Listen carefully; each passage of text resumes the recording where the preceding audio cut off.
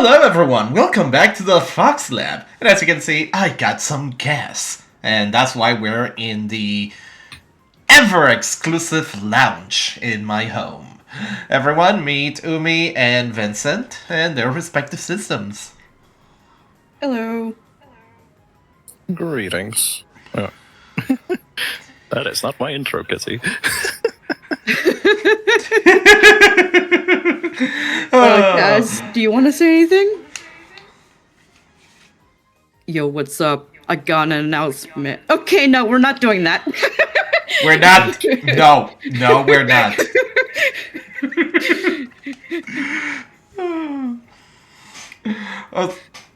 Also, FL Moon, hi. We're doing that. No, we're not.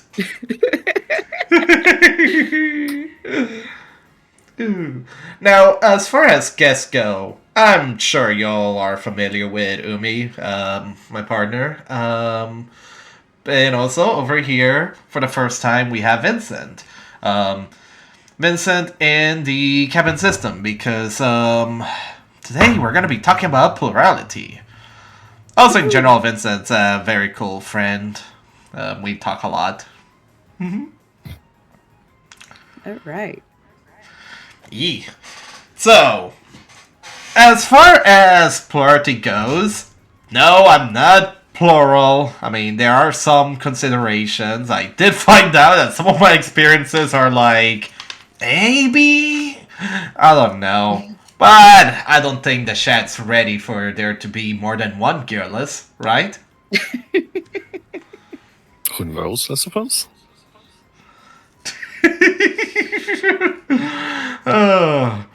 But yeah, no. So, in this meeting here, well, hangout. Meeting sounds too formal. Yeah. In this hangout, Umi and Vincent are definitely on the unique end since they're two different kinds of plural systems. So, I'm gonna pass the baton to, well, who wants to go first?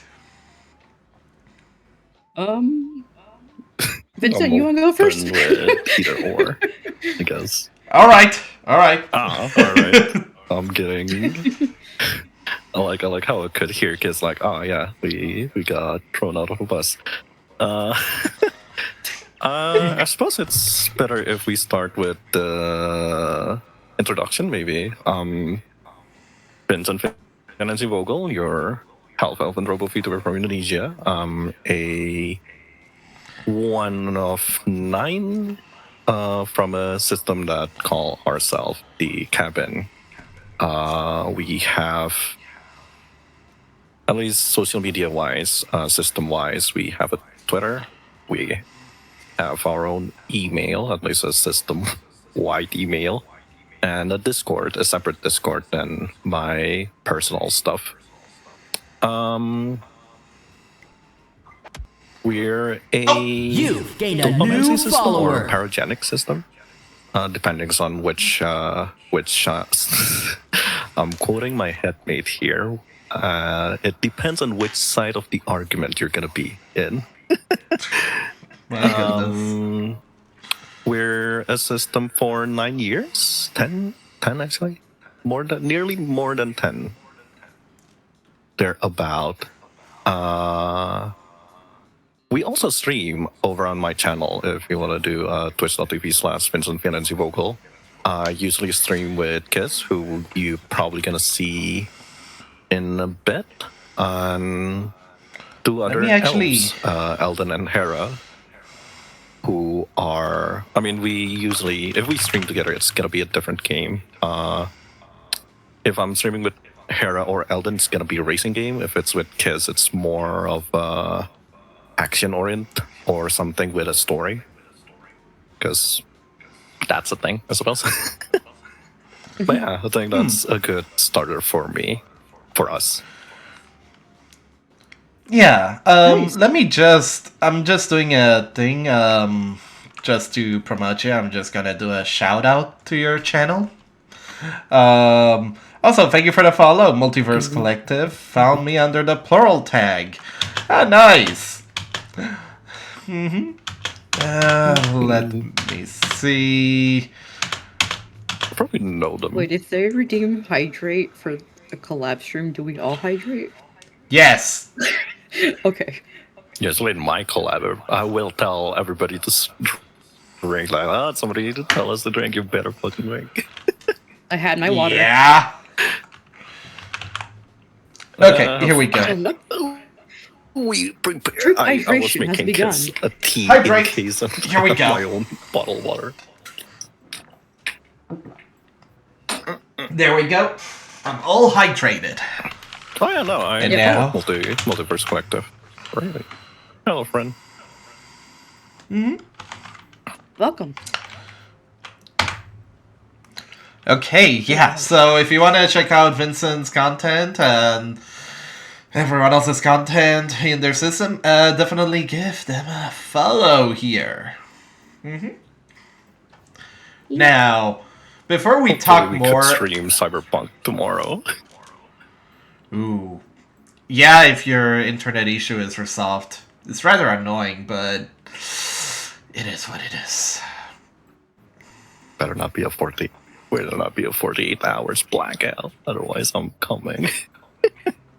Otherwise, this help open robot's gonna do something. Yeah. And then, before we talk more about, because that, what you said before, the kind of system y'all are, is rather intriguing. But before we get to that, Umi, do you want to introduce yourself, speak a bit about your system and all, dear? No. Okay. No? I'm kidding. Okay. I'm kidding. Okay. That's it for the stream. Hi. We'll see you on the next episode. Yeah, if ever. Looks like it's break time. Be sure to stretch, drink water, and take care of yourself.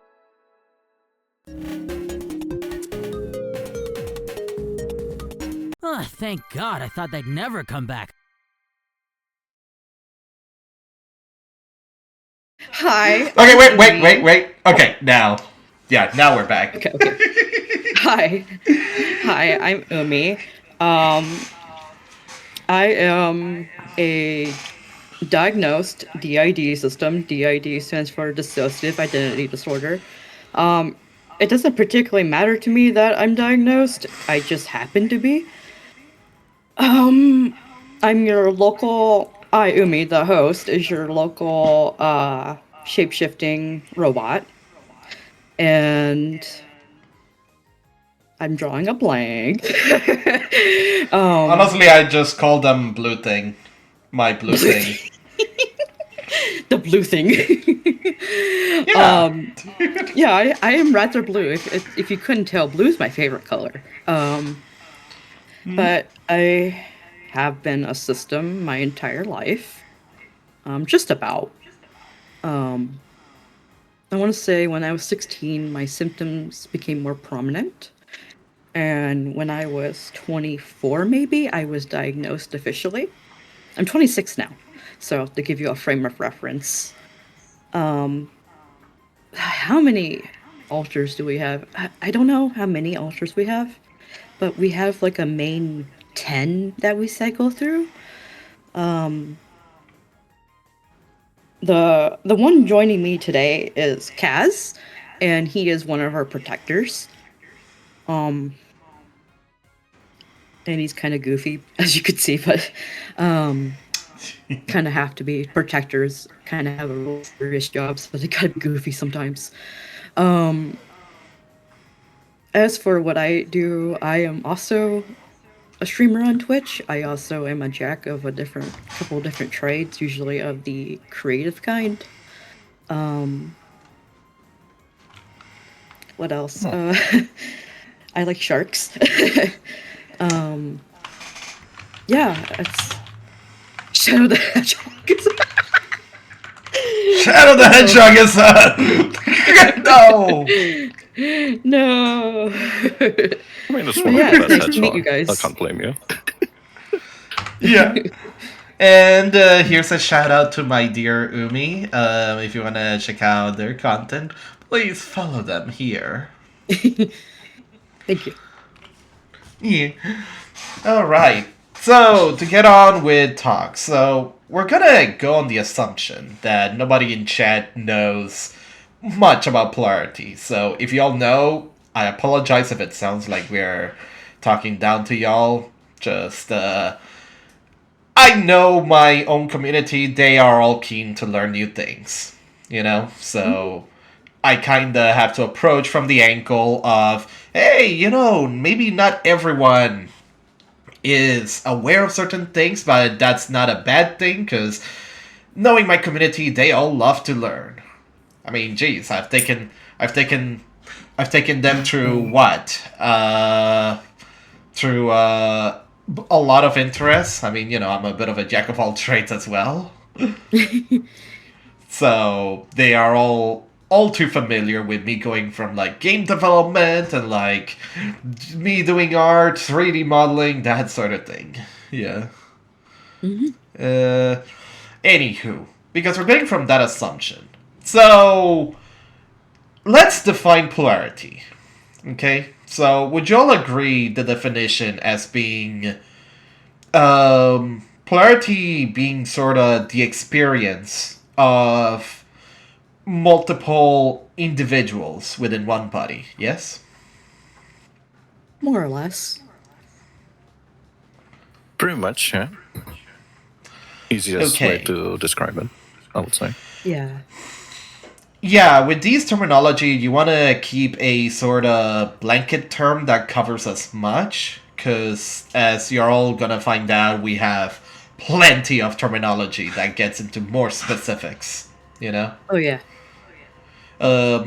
So, let's talk about this thing, because in some plural spaces, I've heard discussions about things about endogenic systems. Would any of you care to explain that? I suppose the endogenic system, technically endogenic system, could take the lead on that.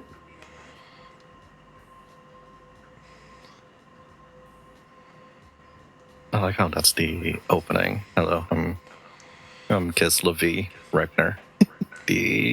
Hi. I'm clearing up. Vincent was giggling. Hello. Technically, no, not even technically. I am the second oldest in the system. That's probably why I'm out. I suppose endogenic could be answered with, also excuse the secret.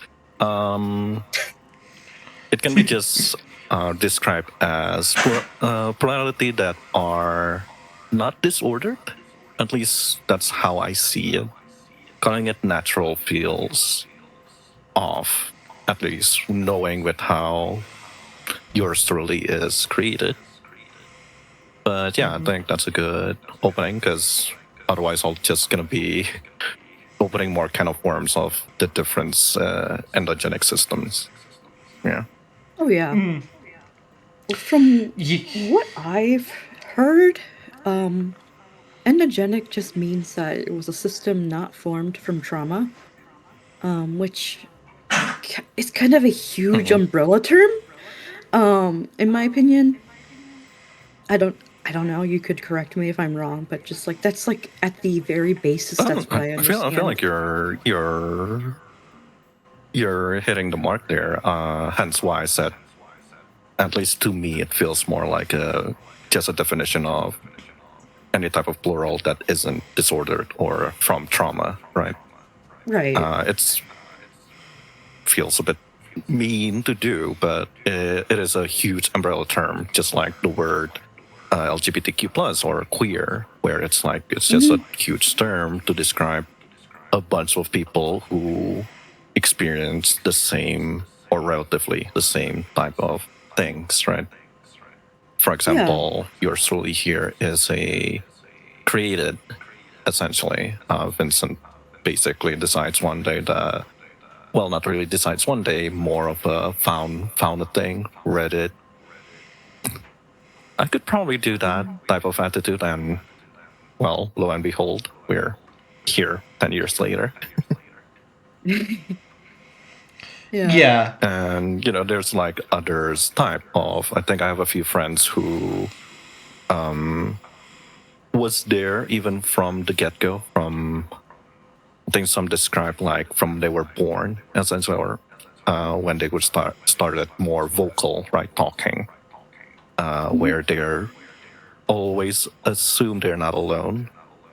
And then there's like another side of things where it's more spiritual, two souls or things like that, where it's more a mix of, I wouldn't say magic, but I think Vincent would describe it as occultic. I would describe it more as like mysticism, spirits, just other beings in some way. I really cannot describe it well. It's not my realm of expertise, despite being an elf.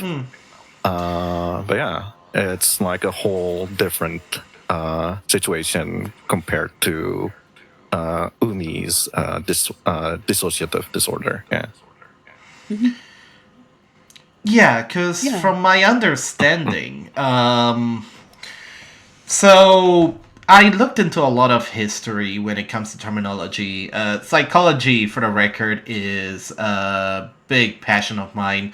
Yes, I know. I have a lot of things that I've researched. I mean, what, aerospace, computer science, now psychology. Anyways, so basically, historically, You've gained a new follower. thank you for the follow, JJJ89898. Thank you. Hope you have a fun time at the Fox Lab.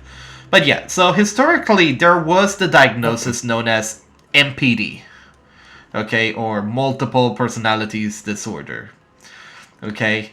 And what happened basically was that the original diagnosis criteria was in general just the very presence of plurality. Okay, like, oh, you're plural? Then yes, MPD, you know. What changed was that, one, there was a better understanding of how specifically what would become known as the ID was formed. Although that also has a bit of can of worms, because a lot of said studies, well, I'll bring it up later, but to not get too sidetracked there, MPD eventually became the ID, where it became more focused on specific symptoms. So all of a sudden you had a lot of plural systems. Yeah, it was the 80s or the 90s. That's the controversial part, really, is the fact that a lot of what we know about the ID unfortunately also comes from a lot of the people responsible for the satanic panic of the 80s. Oh, wow. Yeah, that checks out. Pretty much. Yeah. Yeah, and it's actually part of the reason why,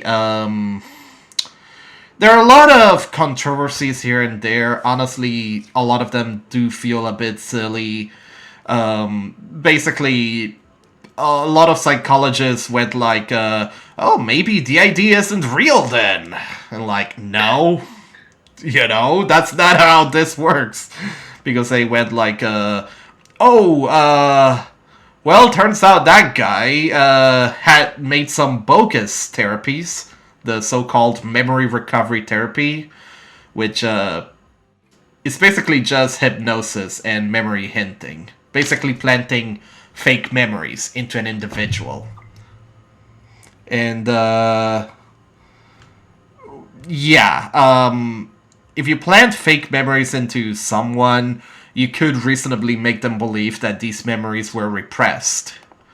And that's why there was a lot of skepticism thrown around, you know, his specific studies. Regardless of this, though, a lot of what was studied is still seen as relevant, just not the whole memory recovery therapy thing. That part is bogus.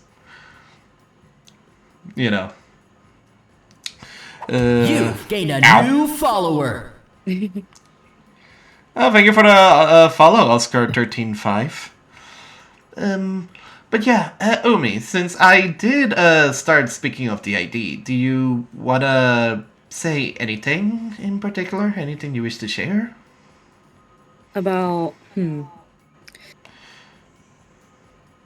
Because your case is actually a bit interesting because so recently there was some discussions around the fact that not you cannot reasonably like look at a diagnosis book as the end all be all, you know? Oh yeah. Yeah. You said that because in the US, DSM-5 is actually for insurance and not so much for what this patient exactly has, maybe? I don't know. I don't really recall. Yeah, basically the one that is actually meant for diagnosis is the ICD-11. And here's the actual interesting thing, because Kish actually just brought this up. Kish, you brought up about spirituality and such, right? Vaguely. And it's part of I think I know where you're going with this, where I believe it is mentioned system just like ourselves, won't be part of that diagnosis, right? Because I know the DSM-5 confirms that there are multiple ways to be plural, like, and the ID is like just one of them, and it's not. If I remember correctly, the wordings. I forget if it's DSM-5 or It was the other one. the Been a ICD. while since I have this discourse. But I remember it's the ID. Plurality is not. It's just a possibility and not. Being plural is a possibility to the ID and not the de facto, right? I think that's how it's worded. It's been a while since I had this conversation.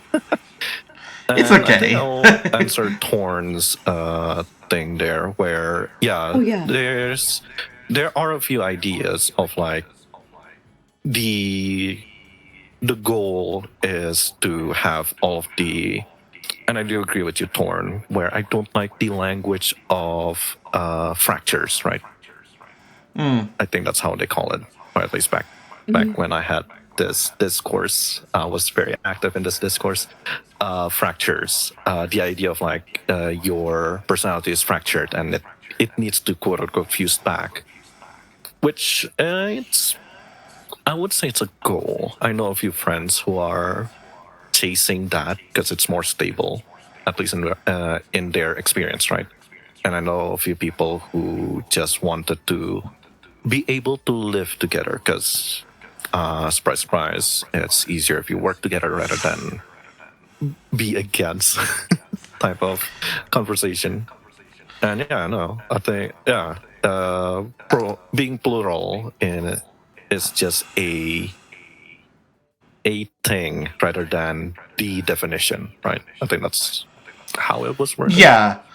Yeah, because the term plural actually originated from an internet blog specifically.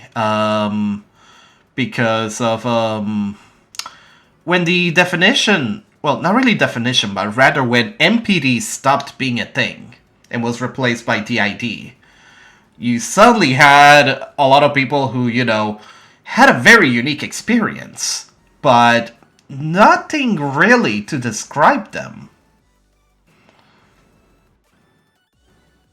Yeah, I switched in for a minute, but I just noticed an ad break is starting soon. So we got time. Okay, so regarding the whole curing DID with final fusion or that sort of thing, we personally have been suggested to do that before by a couple of different professionals, but we always turned it down because, let's face it, we've been plural our entire lives. We've been having DID symptoms our entire lives. And we feel that, one, it would just feel really weird being singlet. And two, there's a good chance that if we were to fuse, we wouldn't be who we were before, you know? Does that make sense? No, it makes sense. Also, makes sense. we gotta hydrate and we got an ad break, so we'll be right back. I'm just gonna press and. Is a lot happening on stream right now? Good. Why not stick around?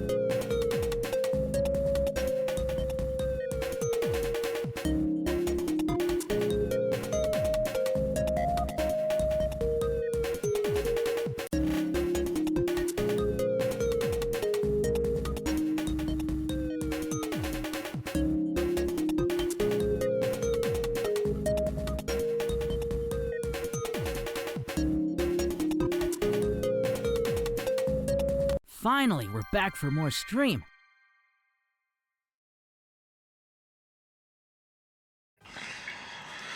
Alright, and we're back. And don't worry, we all did see your hydrate redeem, so we're gonna hydrate now. Sip, sip. Yep. Yeah, so Cass, what you were saying before, really, I think the best way to go about it is that, and this goes both to the medical field and the Plural community per se, but I think ultimately it comes down to what that system feels is best, you know? Oh yeah, it's definitely a personal decision. It's just that it's our personal decision to not fuse. Exactly. Yeah. Exactly. You get the opposite end where in some parts of the community people are understandably weirded out by the concept of it, but it gets to the point where systems that do wish to fuse maybe, I wouldn't say they're scrutinized, but they're seen in a bit of a weird way, while at the same time on the medical end they also, not really nowadays, but they also give the pressure for fusions. Yeah. I mean, it's fine if you want to. Yeah, it's fine if you want to go with Final Fusion. Just respect those who may not want to. Like I said, it's a personal decision in the end. Yeah, and it's a decision that only said system can make on their own. They shouldn't feel pressured to do it. Mm-hmm. Or not do it, whichever goes. Right. Yeah. Yeah. So, going back to the term plural. So, initially, plural actually The interesting thing is that plural originally was only for those who didn't have the ID, but eventually kind of grew into it. So I guess you could say that the definition of what we now call endogenic was originally attached to the word plural. Which is quite interesting, but it makes sense. Because, okay, so one of the main researchers on DID brought up an excellent thing. They observed, I'm not going to say number of categories per se, because I'm probably going to miscount it. You know how I am, dear, right? Which, by the way, welcome back. Mm-hmm. And also posture check. But, okay. So, breaking it down into categories. Okay, at least from the psychological field. They observe the following. 1, there's the usual that you expect with the ID system. Which is, you know, they have trauma, and they're plural, and maybe have some memory barriers. So that's category 1. Which sounds about right, yeah? Yeah. So category 2... Category 2, and this one's interesting. So, plural, have some trauma, but no, not, disordered. Yeah, that's it. Not disordered. And, category 3, plural, supposedly... You've Ow! a new follower. Thank you for the follow, Y system area. Category 3 was, I believe, plural with no trauma per se, or at least little. It's kind of hard in general to even discuss it because, you know, despite what some people say that like, oh, you need extreme trauma and all that, that's not how diagnosis is done. For starters, what even is trauma? Okay, I think that's a good starting point. Dear, what? Okay, so trauma. The thing about trauma is I'm just going to say it's highly subjective to each person. What may traumatize one person may not traumatize another person. For example, I have a younger sister, and she's great. She's awesome. And we've been through so much together growing up, and so much when we were apart, because we were apart at one time. And somehow, I was the one who developed DID, but she did not.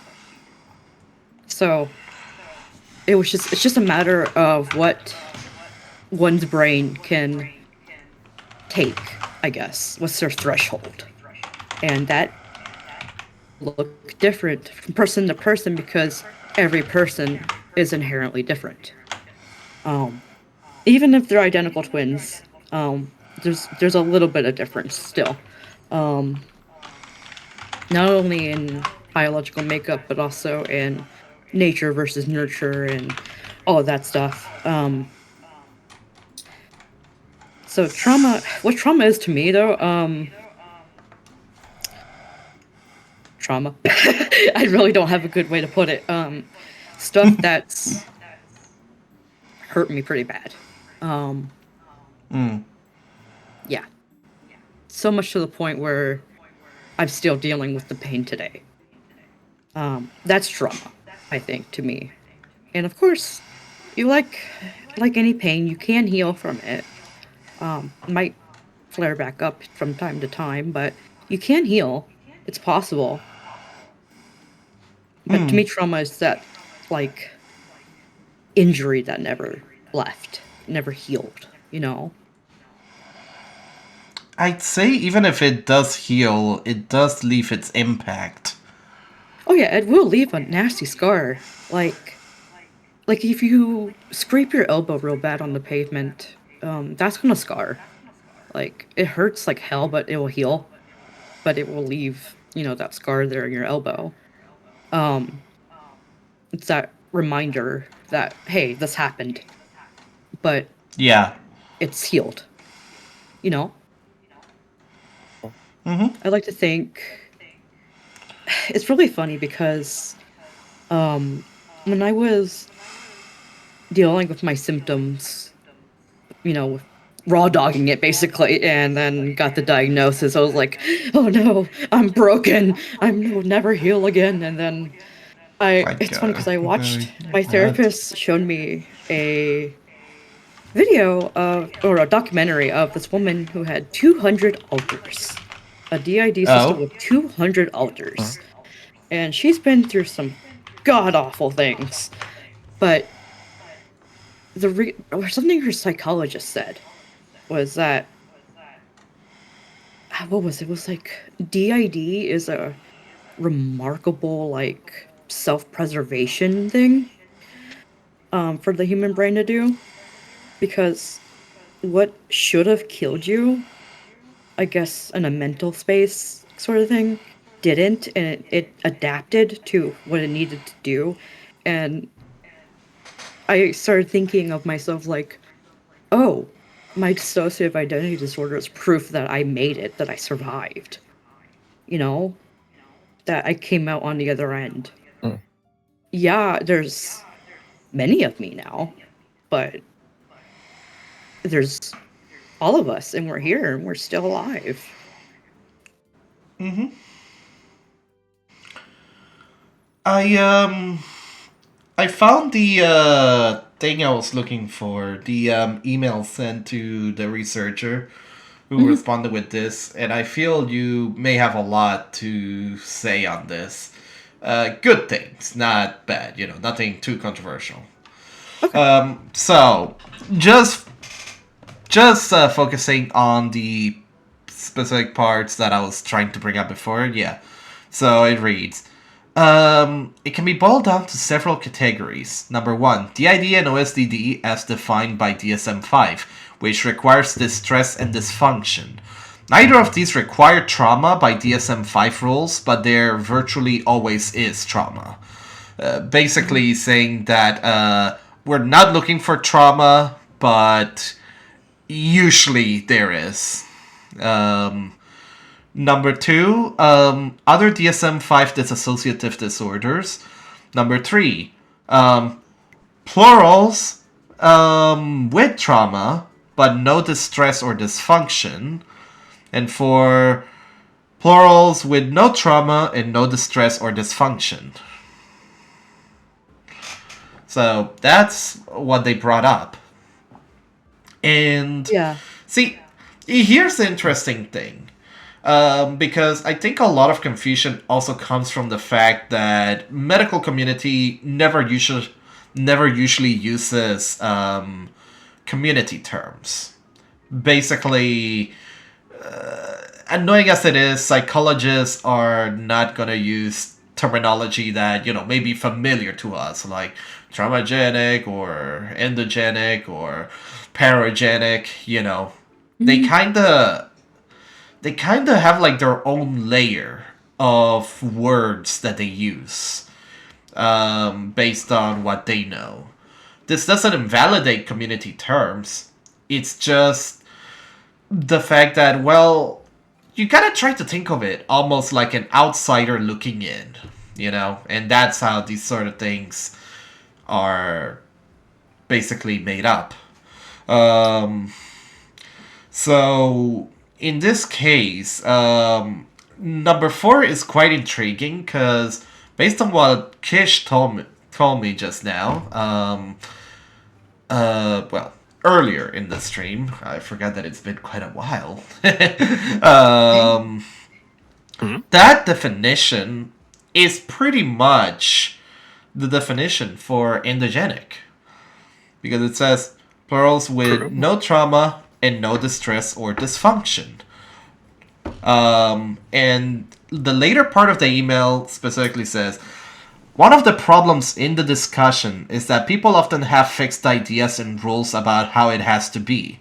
Unfortunately for them, the real world doesn't always follow those rules. There are always a few outliers and exceptions. In practical reality, the treatment of OSDD and DID are pretty much the same, so there is no need to be over-concerned about which one a person has.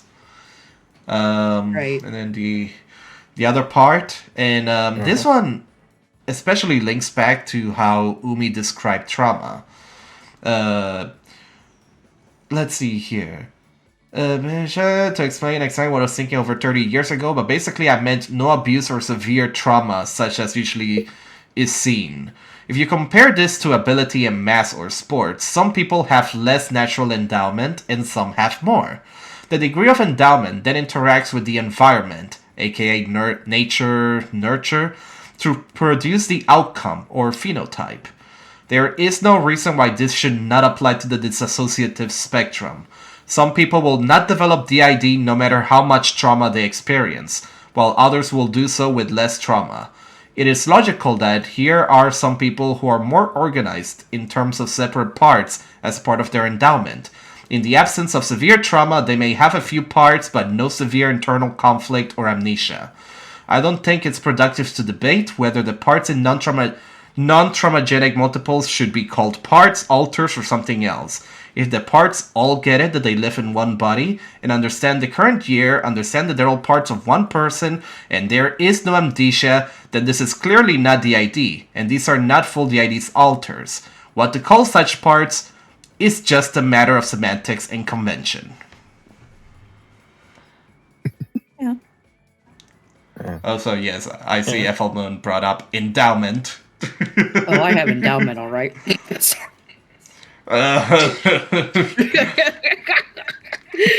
Sorry, I had to break the tension a little bit. Anyway. Yeah. Not tensioning the conversation in me a little bit because I was just thinking, but well, FL Moon did redeem stretch, so you know, get it, stretch. Group stretching starts now. I feel like we shouldn't have gone to the gym, Vincent. Oh my god. The body is sore. Still gotta get a stretch in. Ow, I'm getting drunk.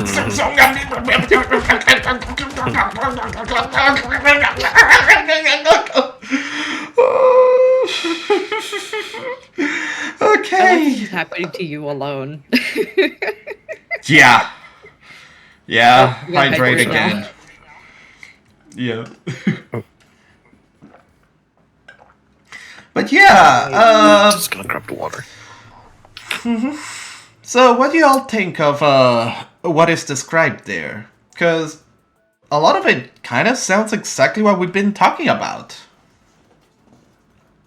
I mean, I suppose, as opposed to me and Umi's system, it's gonna be a. God, I would be swearing a lot, huh? No shit, Sherlock. Type of conversation. But at the same time, I feel like I should. Yeah, right. Like it's a no shit Sherlock. But I will say, at least for someone who was in the trenches during COVID era of punching everybody who shit talks about endogenic, people seem to focus only number. I mean, the first bullet point, I feel like it's the one that is mostly aligned with the medical field, right? Like you're a bunch of parts that needs to be quote unquote built together in a way. I feel like people, at least for the endogenic side, sometimes people hyper focus on number 2 and number 3. Right, which I know there's a few people who poke me and go like, "Are you sure you don't remember?" Or Vincent doesn't remember the trauma. It's okay. You were protecting something that's good, and my reaction would always be like, I mean, I know Vincent is a crybaby, but my job is not to coddle him all the time. I seen what happened to him, but I do not think that's, the trauma didn't make him created us situation. I suppose there's a few. Now that I think about it, or whenever I think about it, there are a few things that I feel Vincent would fit in the DID spectrum. But as I think that's number 4, the bullet point number 4 of like it's not made out of trauma, and it's we live together. I would say harmoniously. We fought sometimes. There's a few arguments. Let's put it that way.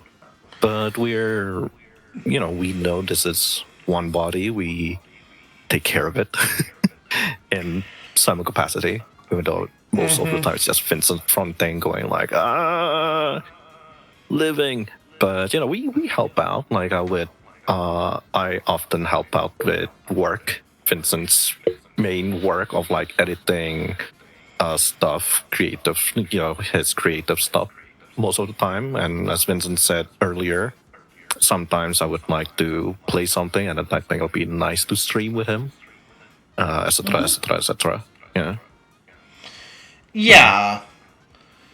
And yeah, no, that makes a lot of sense, but it also maybe exposes the fact that maybe some people treat a lot of these labels as something that you gotta be strict with.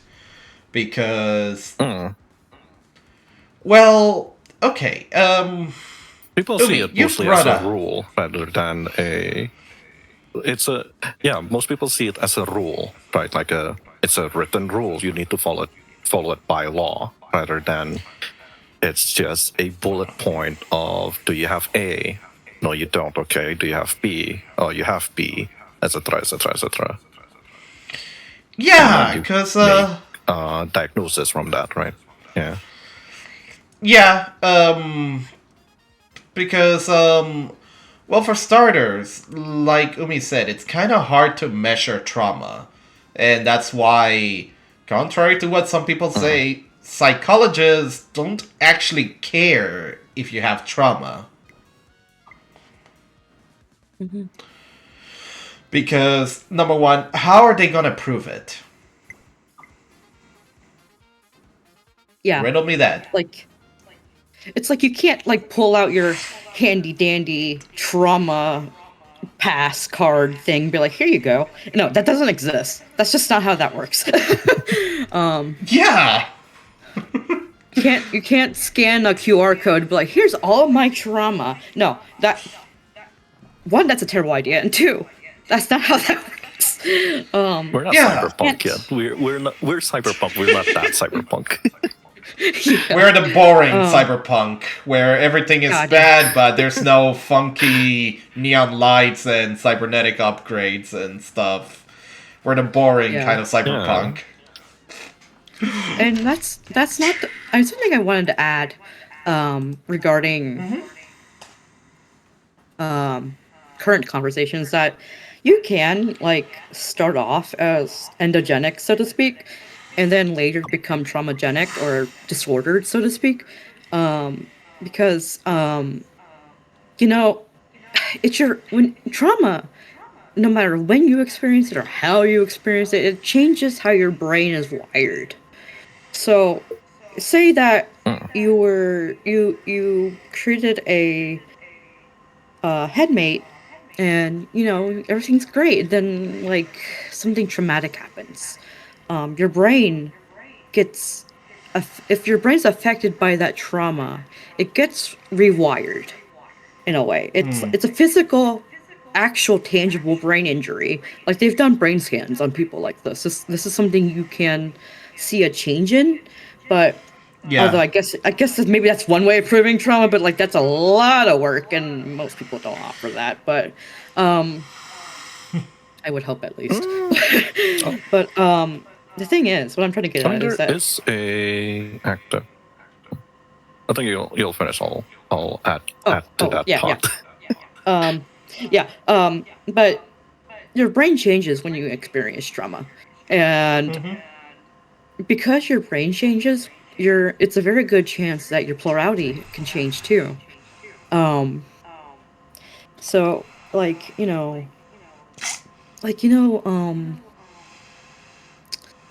like one really weird example I can think of is sometimes someone going into brain surgery and they come back out of it speaking an entire different language. Like, that's a really rare scenario, but it's kind of like Yeah. that. Yeah, it's kind of like that because your brain was altered in some way, and now it's suddenly doing this. So it's really weird.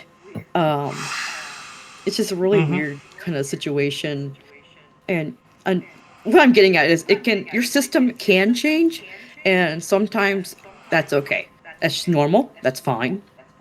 Um, just don't be like, oh, I'm not a real system. It's kind of like, Yeah. yeah. If anything, I feel like okay. So hear me out, because one of the things that like many people go about is like, oh, but you see, we're doing DID systems a favor, because like we gotta find the fakers on TikTok.com. Oh God. And okay, so hear me out.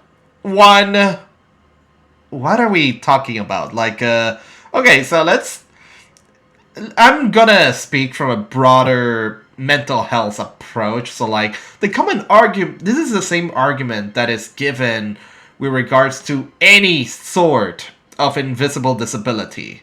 Where like, oh, but you see, people who are faking are taking away resources, and I'm like, what resources?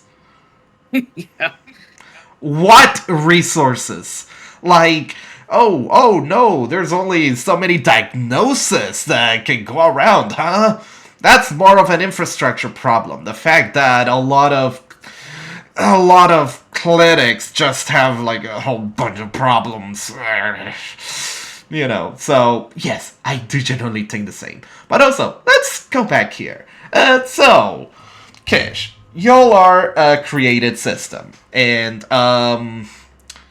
this creation process, we'll go into more detail later, I promise, but just for the sake of the conversation, just sort of summarize what usually happens in this creation process.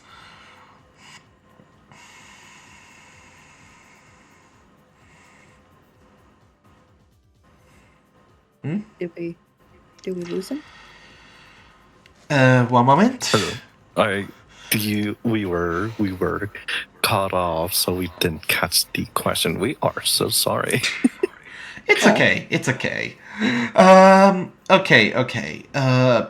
What did I just say? But I think I caught on with the fake DID and all that, where... Oh, yeah. I was asking... I'm not surprised.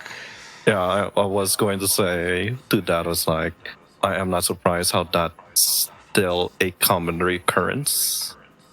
Because that feels like it hasn't changed since... I think Vincent says 2018, when I, Kislavi Regner, decide that having a Twitter was a good idea, and tried to see the outside world.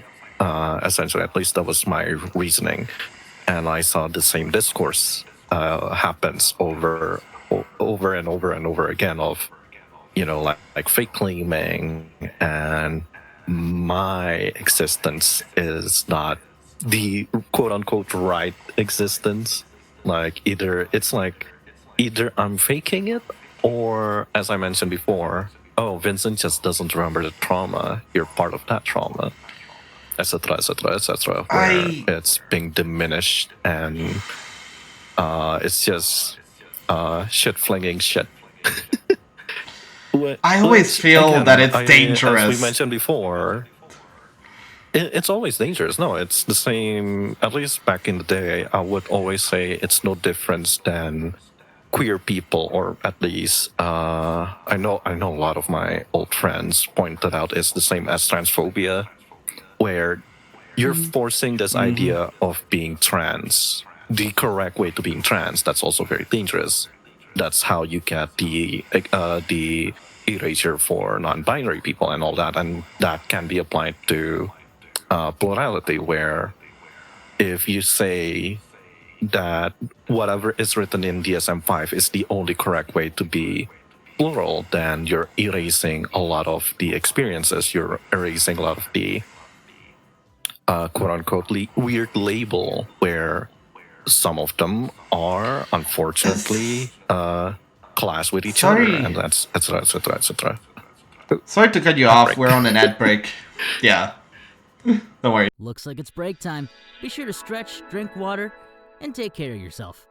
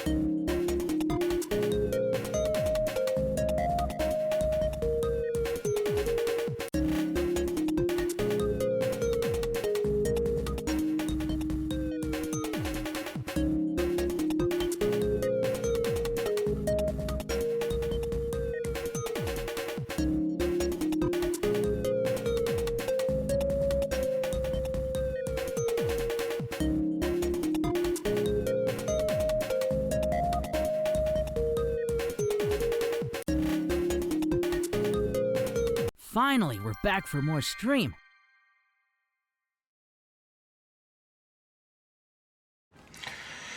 Alright, and we've returned. So, Kish, the thing that you didn't hear before, which I asked, was just for the purpose of this. I promise we'll go into more detail. Ouch! I promise we'll go into more detail later on, but just in a very quick summary. So, paragenic system. How is a member made actually? Like, just in a very quick summary. Would you like a serious answer, or would you like a joke answer? You know what? Let's go with the joke answer first. Joke answer would be... Oh, then it's a yes. Oh, okay. The answer is yes. Unfortunately, yes. If you want to be serious, I would ask for a 3-hour lecture session. Oh my goodness. Because if we are talking about our experience, me and Vincent had I feel mean to say an experimental phase, but I think that's like the best way to describe it. Because how I was created was purely, I would call it the old school way of, I was created when the Topomancy craze, I guess it's fair to call it craze, started. Vincent was hopping between Reddit and 4chan, and lo and behold, it was in 4chan, if I remember correctly, and then moved to Reddit, where it's legitimately ask you to sit down and imagine, like what we call tuple forcing, quote unquote, where it's literally just that. It's meditation mixed in with a bit of using your imagination, etc., etc., etc. Where I was created slowly, I would say, even though I vaguely remember I moved way quickly. And this form that you see right now is not my initial form. I was I hate how Vincent's like smugly grinning. I was a cat girl at one point. Aw. Oh, here, let me just get some cat ears to put on When you. we created, I have I look adorable. Anyway, and then there's another way of, I think when I slowly coming back again, because Vincent had I would say a 2 years hiatus in a way where we didn't talk. There's like a barrier. And that's where we tried using Dungeons and Dragons, and that's how at least you see me with Elven Woman. And it was working very well. I think that's what we ended up doing, of just using Dungeons and Dragons. I played as myself, obviously. Same with my headmate, Nemea, Finn, and I think Dendoria did too. Eldon, my son, did it in a way. And there's also I know a few people who does roleplay on the D&D and roleplay are the same thing. Does roleplay. I know there was like a point where we had a lot of, at least in the community, a lot of people who got in with hypnosis. That was quite a fun ride to see, actually. Kind of did try that at one point. I think Vincent was like trying to basically fix our connection with hypnosis. It works-ish. But essentially it's just can be boiled down to just imagine your character talking back to you. And that's how your story became to be. Mm-hmm. Again, Now, I could go on with 3 hours lecture version of like going through the motion. But I don't think that's gonna be fun. It could be. Just maybe it'd be fun in its own way. Cass, I see you're back. Gearlis. I am back. Did you miss me? Yeah. I think we do, yeah. I actually had an addendum to that. The roleplay part. I actually originate from a roleplay myself. But the thing is that we weren't. I wasn't interjected willingly. I just kind of appeared. That's kind of how a lot of us happen. We just kind of. It's like, oh, where am I? That's also common, yeah. Yeah. No, I have a personal funny theory. enough, that's how we had Finland. That's how Finland in our system came to be. I think Vincent was making a pacifist cleric, and he was like really nice, or they were very nice and all that. And one night I pulled Vincent, like somebody's knocking at the door, and it's like Finland.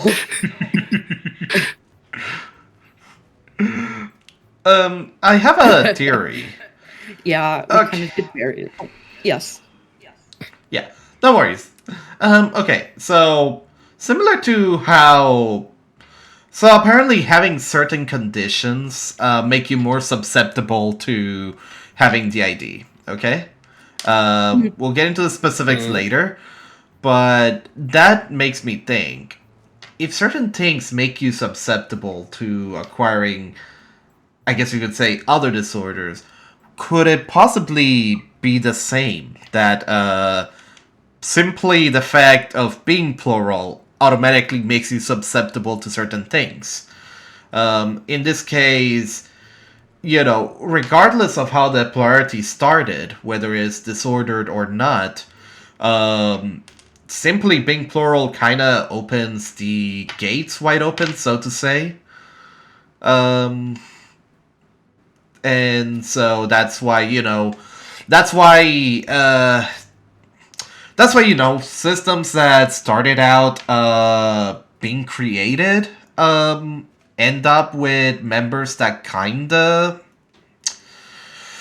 that kind of weren't created intentionally, and how the ID systems also end up with interjects. Mm-hmm. That's a theory. Yeah, it's probably something along those lines. Lost my train of thought. That's great. No, I'm okay. But yeah, I think that's pretty accurate. Yeah. And so what I was we gonna do notice that's a thing in at least in the Topomancy, yeah. Of like, if once you have one, it's easy to do number 2, number 3, number 4, etc., etc. And it's sometimes also easy to just. It's also easy to just get derailed because I vividly remember I helped a few friends of like, this is way too much. How do I close the faucet? Type of question. Yeah. Something I just remembered that I was going to mention. So there was a point in time where Umi went a while. Well, from Umi's perspective, they say they went a while with quote unquote no symptoms. And that, from what I'm looking at here, that was far from the case. There's tons of memory gaps. There's so many memory gaps. Oh my god, I don't. Okay. Anyway, but when they switched again and got in contact with all of us again, they noted that it felt like, oh, well, here's 1, here's 2, here's 3, here's 4, here's 50, here's 60, here's 70, and it just felt like a whole flood of just alters. And there was a point in time where we were just kind of like, oh my god, how do we make it stop? And so we do relate to that experience. It's just like, kind of like when we went through our second system discovery, basically, it just kind of opened the floodgates to like, oh, and now I'm here. Oh, and now I'm here, kind of thing. Yeah. I would say, so the reason I asked about the creation process is because, so hear me out, the other thing. With regards to the fear of quote-unquote fakers, okay?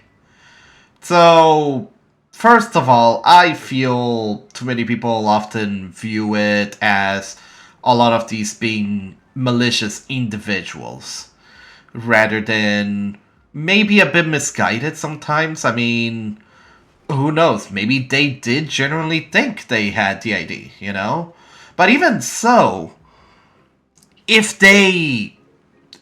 I have this outlook that if they genuinely go through with it, yeah, they may actually accidentally become plural.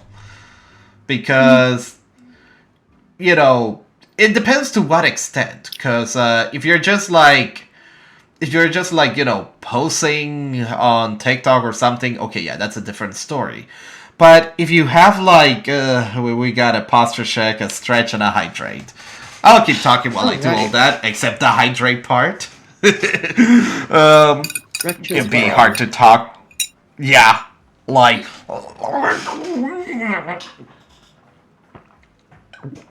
That's my lumbar pillow a little bit.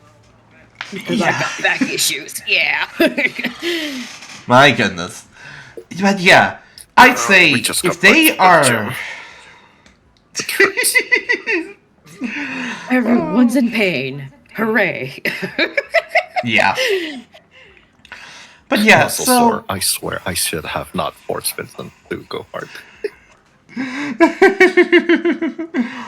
But yeah, my own personal thought is, if someone were to genuinely go out of their way to, let's say, pretend to be a system, to the point that they have like actual charts mapped and different behaviors, theoretically speaking, that would meet the criteria to actually, if they at least go with it to the point of genuinely believing it, that does satisfy the criteria of a lot of the steps for paragenic systems. And I have actually heard of stories of paragenic systems who, yes, kind of find themselves in the awkward spot that, one, they were accidentally created, two, they were accidentally created from a quote-unquote faking face. Yeah, that... It's like... Most people won't go through the trouble of going that far. I mean, Yeah. but then when you do go that far, it's like, well, you're just plural at that point. You're not even faking. You're doing it. I can agree with that. Yeah, because yeah, but also in general, Umi, since you're a DID system, how do you feel actually about the fact that people can in fact willingly become plural? More power to you. I mean, honestly, it's... Had I been faced with the choice, I might have not taken it initially. That's just kind of me, though. But now that I am in these shoes and dealing with the cards that I've been dealt, if being plural helps you, great. I love that for you. And I know it helps me sometimes. Honestly, I just think it's incredible that you can even do that, because I didn't have a choice, and I just kind of it was just kind of handed to me. I'm just like, oh, okay. But the fact that you've probably considered the pros and cons and stuff and still went with it, that's pretty cool in my opinion. Yeah. It's just kind of impressive how the human mind can do that. Oh yeah, I feel there's a lot we still don't understand about how the human mind works. Yeah. Is he gonna lurk and listen while working? No worries. I mean, this is kind of, I guess you could say it's kind of like a podcast sort of thing. Yeah.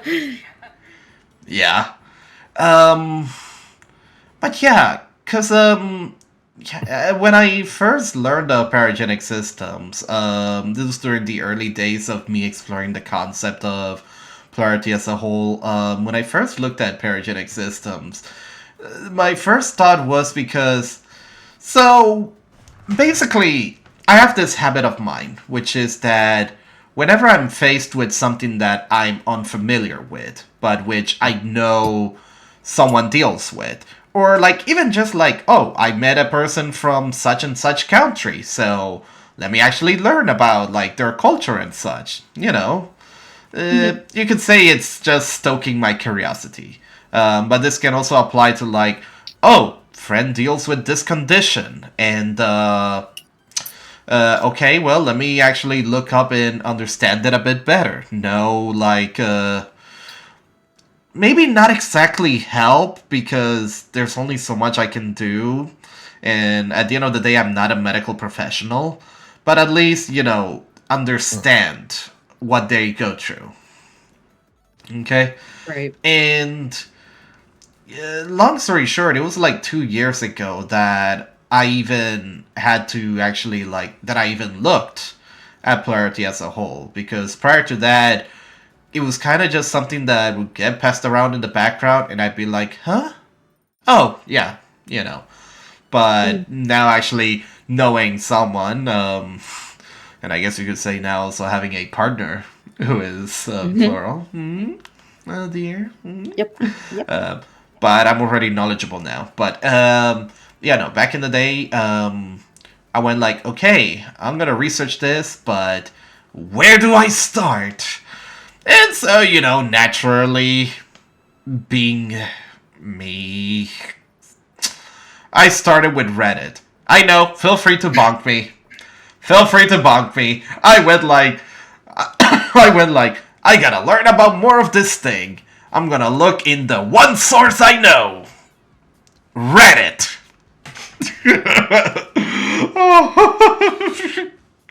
Yeah, I deserved that. And I went to one of the subreddits that was specifically about DID, and yeah, no, there was almost like I could sense like a deep paranoia and hatred towards quote unquote fakers, you know, in that community. There was a lot of the outlook was really a sense of like, you know, I do understand, okay, the outlook of like, well, you know, I deal with things bad, I deal with the worst of it all, so like, I don't want anyone to deal with like such and such my symptoms specifically, but you know, when it comes to well, I guess what took me out of it was just like the sheer hatred, you know, and paranoia.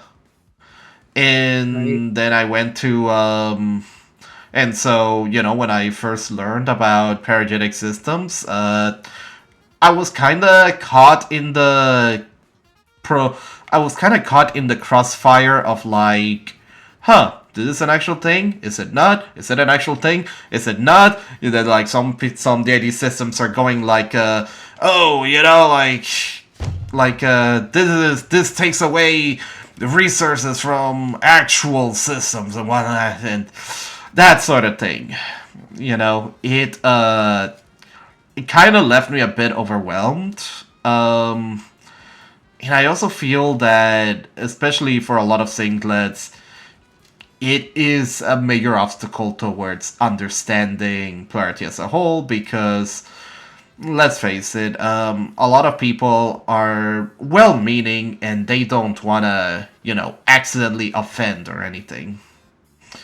So, you know, they may automatically take the stance of like, well, DID is, you know, such a bad disorder that, like, even if you could do it willingly, I don't know why you would want to. So, like, never mind the fact that, you know, Plurality and DID are two separate things.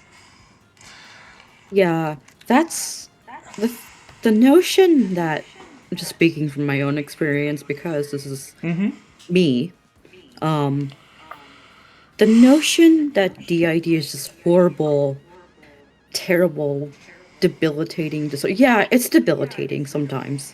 It can be. It definitely can be. There's things I can't remember or just forget immediately. There's the dissociation, the time loss, everything. That excuse my language, but that shit sucks. Okay?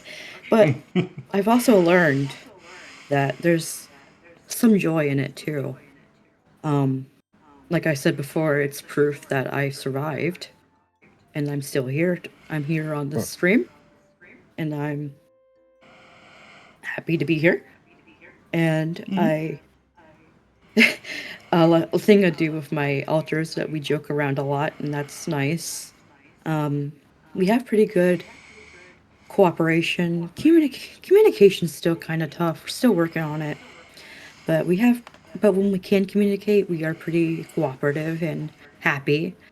And honestly, if something goes wrong, I know I have my alters to count on. I know if I get too tired, someone will switch in and put me to bed. If I'm having trouble at the doctor's office, someone will come in and help.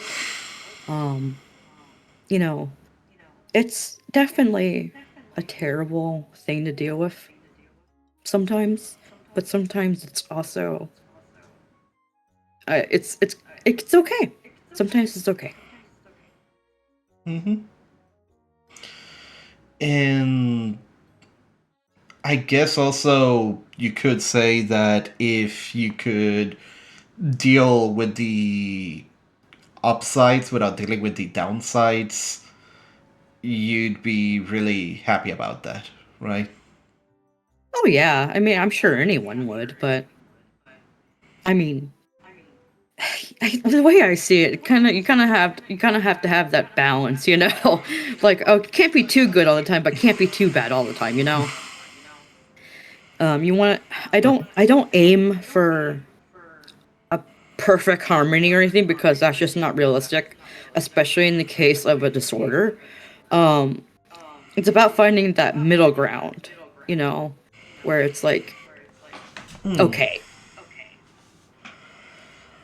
Yeah. like going on with a different condition I have. Let's say my diabetes. I'm a diabetic. I wear a CGM on my arm in real life and stuff, and there was a point in time where it was really, really bad. And I was like, oh yeah, I want to get so good at diabetes care that I don't even have it anymore. And I'm just like, that's a lot of work for someone who's sick. um, so My gosh. so it's kind of like I had to find a middle ground. Like, okay, I can manage my sugar, I can exercise the best I can, go on walks, watch my Yeah. diet, and just do what I can. And it's kind of the same for my DID. It's just to do what I can to maintain a happy middle. Because let's face it, with any disorder, it's going to flare up. It's going to act up someday Yeah. because it's a sickness. So you just gotta find a way to ride the wave, more or less.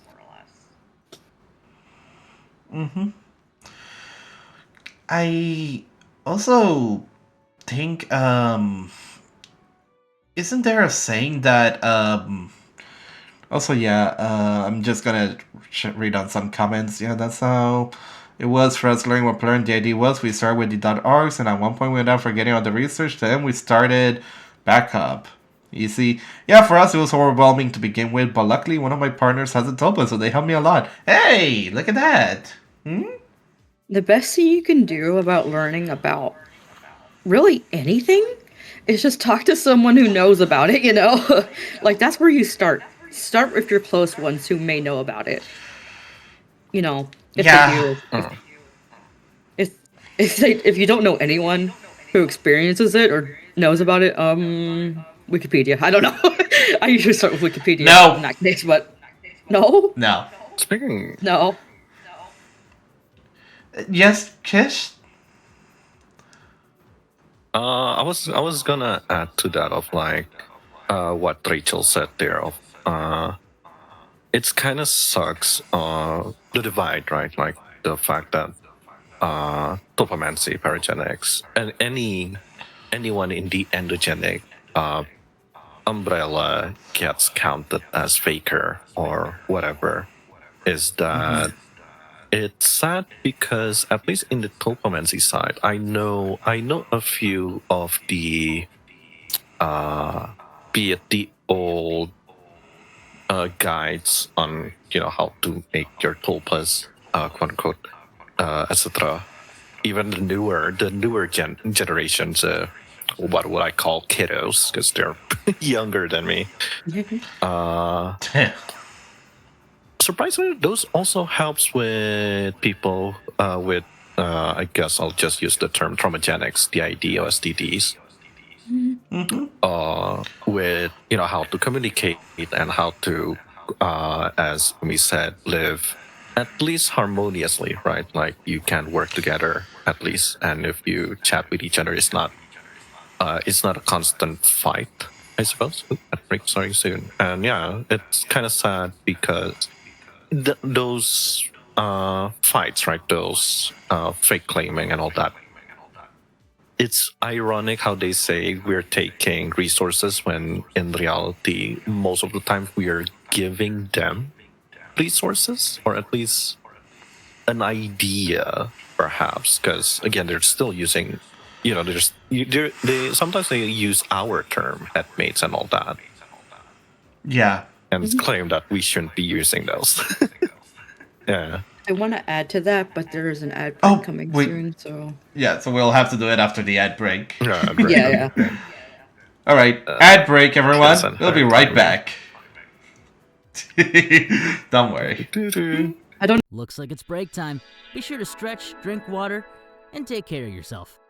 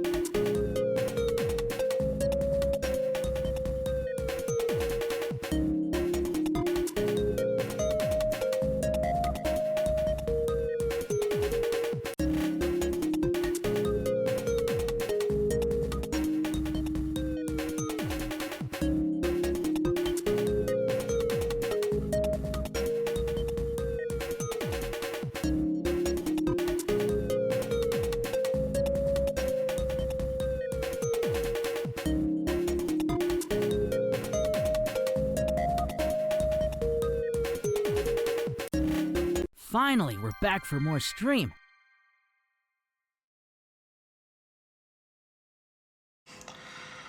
And we're back. Oh. Hello. Yeah. So, where we were at, Obi, you wanted to add something. Right, to the whole point of, people who discover plurality, discovering endogenous terms, and then finding out that they're disordered or something. That's exactly how it went for us. Because it's really funny, because we found out about endogenic plurality first, and we were like, hey, that actually kind of sounds like us. And that was when I later did research and learned more about dissociative identity disorder. And this is really funny, actually, because I found out more about dissociative identity disorder by this YouTube channel. I don't remember what their name was, but they talked about their DID and stuff. And I actually wrote them. Are they British? I don't remember. Are they perhaps British? I don't remember. I'm sorry. I might know who it is. I don't know, but they had an Instagram, and I wrote them like, "Hey, I was like 16 and confused, and like down. I was 16 and I was like, trying to figure out what's wrong with me and stuff. I'm like, so I have XYZ happening to me. Does this mean anything? And they never replied, so I never got an answer. But then I was like, well, surely it's not me. Surely I'm not, I don't have a disorder or anything. I'm just, for lack of a better word at the time, I was like, I'm just crazy. And lo and behold, years later, I get diagnosed with DID, I'm like, But yeah, Well, it was hun. originally endogenic terms I discovered first. Yeah, and a lot of that comes down to the fact that um, a lot of the terminology. Oh, that's the thing. The Plural community originally started out purely endogenic. Um, because it's an opt-in sort of thing. Having the ID doesn't automatically mean you're plural, because I also feel that's the other thing. A lot, every DID system and OSDD system has their own way to process things. Right. For them, sometimes I know that in my own experience, sometimes a lot of the outlooks and such that are present in the Plural community maybe it's a bit much, especially if it's still early on and you're just discovering things. I know with one friend, for example, that in their case, it was an alter who was looking more into things, and this was an alter who often questioned their own validity, their own existence. So, I'd say the very fact that, it's not so much that, oh, they're having fun and I'm here suffering, so, they should stop having fun, guys. No, it's nothing like that. It's more so the fact that it can be a bit overwhelming sometimes, and sometimes you're just not mentally prepared for that sort of thing. So I guess you could say one step at a time. Oh yeah. For sure. Something I wanted to add to the crap, what did you say? The think, brain think. I God damn it. Sorry. But something I wanted to add was I'm floundering live on television. Oh my god. Anyway, but yeah, you're right about that. This is what happens. See, this is what happens when you share a brain with my partner Umi, who is a bit silly, but I love them for it. Hey, we may be multiple people in the brain, but still one brain, and that brain has severe ADHD. Yep. But yeah, I'd say whether an OSDD or DID system sees themselves as plural is ultimately down to them, because at the end of the day, plurality is dependent on experiences, and if you don't relate to those experiences and you feel you can't really connect on that basis, that's also fine. You don't need to be pressured to, so long as you're, of course, not being a jerk about it and going I don't fit into this community, therefore they're all fakers. No, that's also too much. What the? Hello? He got disconnected for a bit. Oh no. I just got should be farted with with the Windows 98. 98, if I remember correctly. 98. Yeah. Okay. But yeah, what I was gonna say, right? Oh. Yeah. Yeah, Cass? It's funny, the whole, even sometimes we do have our own self-doubts of, being a system or whatever. But it's funny. It's funny. Every time it's happened, Umi's, sitting there shaking their head and grabbing their hair, and it's we're a faker, we're a faker. And I'm, standing there, do you see how silly you sound right now? I'm standing right next to you in the brain. I'm right here. I'm talking to you. This is not your voice. This is not your voice. I'm a faker. Don't listen to me.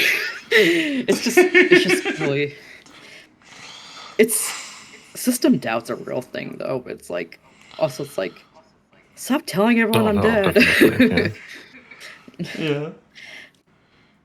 Actually, like sometimes I can still hear his voice. Kist, isn't doubt one of the biggest issues in the paragenic community? Always has been. Yeah. It's. I would probably say it's #1 killer. It's mean, but at the same time, it's true. At the same time, where I mean, Vincent had that with me. At least when, again, it was like after that 2 years hiatus, quote unquote hiatus. Feels like I was put in a freezer. And I remember Vincent going like, "Is that really Kiss, or is it just like Vincent being weird?" And I'm like, I think I kind of smacked him like, "No, you wouldn't be smacking yourself about it." And it's like back and forth, and I think that's because that's usually what's gonna happen. Of like, "No, you're being silly. Stop it. Seek some help." And I think that's what made Vincent and myself ended up making 2 Discord account, because back in the day, Plurality was not a thing. Nobody thought of like, maybe we should have a bot where people could proxy their headmates and all that. So back in the day, chickle, before. Pretty sure it's around the time Backroom was a thing. People were using tags and brackets. I love my angled brackets. Do miss using it sometimes.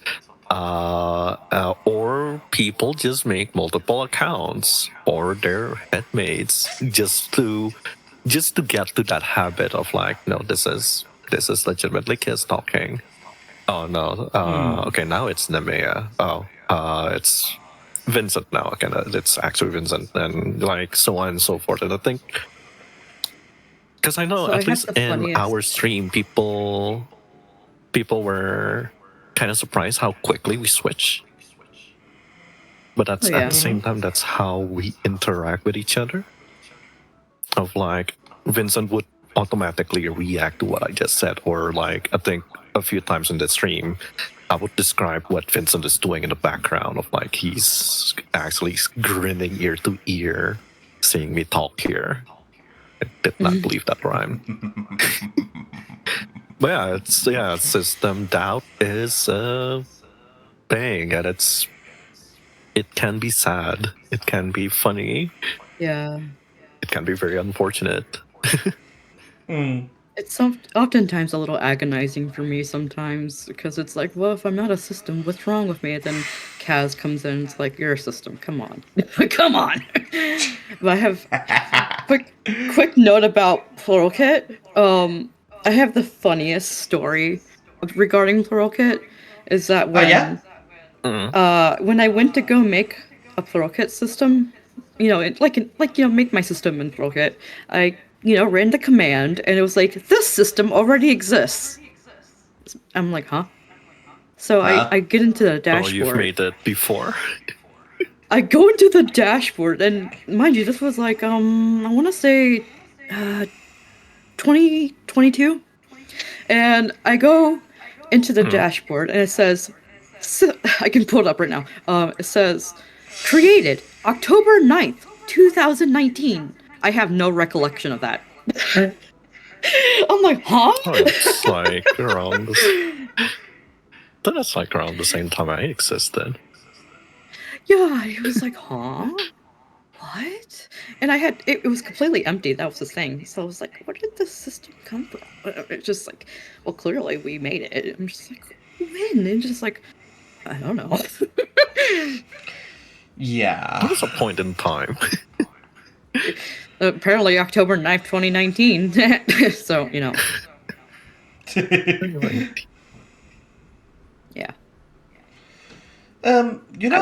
14 years. I've been a thing for 14 years, actually. Oh, nice. Oh,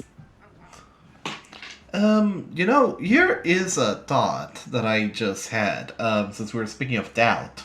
I heard us saying that, like, most singlets aren't really gonna question if they're plural. Oh yeah. No, they usually don't. It's when you start questioning, am I plural? Am I not plural? That kind of gives me an indicator where like, perchance you're there, but you're not. You haven't opened the door yet. I always say to these people, singlets don't question this sort of thing. Well, let's see here. As a bit of see, it's funny that Kish brought up roleplay and all, because if anyone remembers back, when I used the Life 2D model, I used to have a redeem where my color palette would change to either red or green. But whenever that redeem is taken out, whenever that words are hard. Being redeemed. Whenever the redeem, yes, whenever the redeem is being redeemed, I put on a persona. See, with Red Gearlis being more like this, speaking very eloquently, sort of like this. See, and having a bit more of a, I guess you could say, less goofy personality and all. And, okay, I cajole to you two. There are two reasons that redeem was discontinued, okay? One, I actually don't know how to make it possible now that I'm 3D. I know it would be a texture swap, but yeah, I ain't figuring that out just yet. I kind of made my current model like, hey, I've been on hiatus for 8 months, gotta get back, figure everything else out as you go along. But the other reason also was that, after a while, Red Gearlis started to feel less like an act.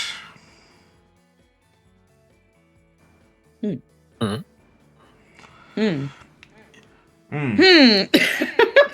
What? Why are you looking at me like that? Oh, my God. Well, what I will say to that, sometimes, so I've heard of cases of actors when they go into role, when they really get into their roles, for example. Sometimes that kind of flips a switch in the brain, so to speak, and some people do consider that a form of plurality. I'm not diagnosing you or anything. I'm not saying, but just like take that information. I think that's true. Yeah, because I remember a few of the Plural activists was using, what's the Star Trek guy? The guy who did Spock, was it? Nimoy? One of his... Nimoy, I believe that's his name. The actor's name was Nimoy? I'm not into Star Trek. I'm not a space I'm not. Flying. I would have to ask my mom. I hate flying. But I remember a few of the Plural activists was using is such a weird word to use. As an example of he technically that is plural because Spock, the actor for Spock, says there is a Spock inside his head, where if he plays as the character, that's not him, that's Spock. Yeah, it was Leonard Nimoy. Yeah. Okay, thank you, Ariel. Yeah, because in the book, he mentions no, Spock is like another person. Like I can't talk. Sometimes I could even talk to him. I think that was I'm paraphrasing because I don't think I could find the actual tidbit from the interview, but that's like a paraphrasing of his word. Like, I could talk with Spock, and sometimes I would ask myself, what would Spock do? And he just, act it out, I suppose. And no, yeah, actors, I think even writers would sometimes have that, they could I kind of put it as they could hear the character, or perhaps even see them do stuff, like visualize what they're doing, right? Yeah. And I think that's like a step closer, but not a leap too, right? It's just you can interpret it, but it's how you see it type of situation. Well, Yeah, it makes sense. It's kind of like how before Kaz was discovered to be an alter, it was kind of like that, where the Spock situation, where like I kind of have a Kaz in my brain, and sometimes I can talk to him, and then it just kind of came to a point where Kaz blinked and was like, "Hey, wait, I'm alive." Like just like when you're a kid and you just kind of sit there and think, "Wait a minute, I'm sentient." Maybe not in those exact words, but like, "Hey, wait." But it's kind of like that, and but yeah, it's like it's something that can happen, Yeah, and that also does ironically link back to what was said before about the different categories, because here's where a lot of overlap can end up going on, okay? So, let's picture this scenario, okay? So, you got a young child who is living through very stressful times, okay? Now, they do not really have the, to use the psychologist's term, the endowment to end up having enough trauma to end up developing DID, And in this case, it's mainly just stress. Now, mind you, that does link back to something that I will say in a bit, but just for this scenario, if they, let's say, either develop maladaptive daydreaming, okay, or maybe they create an imaginary friend to help with that stress, that can also create a system, and from an outsider's point of view, it could look like the ID, but not quite. It would fall under that other category where, well, we can see your plural, and you clearly did go through some things, but we don't see any dysfunction. And so, I basically think in those cases, it could be paragenic, Because... Sorry. The last thing. Because some researchers basically point out that, yes, the longer that a kid keeps an imaginary friend, it's not uncommon to hear them say oh, they're doing things that I'm not commanding them to. Yeah. But yeah.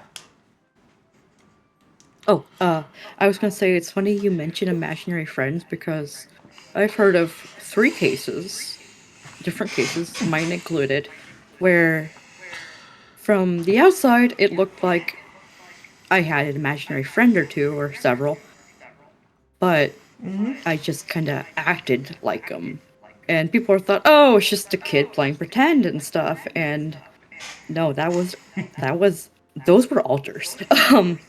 Because not only coming from the DID side of this sort of thing, I have memories. Well, I don't have memories. I've had stories told to me that I don't remember, and maybe I do remember a little bit, but like it felt like I was watching from afar. Maybe, I don't know, but one that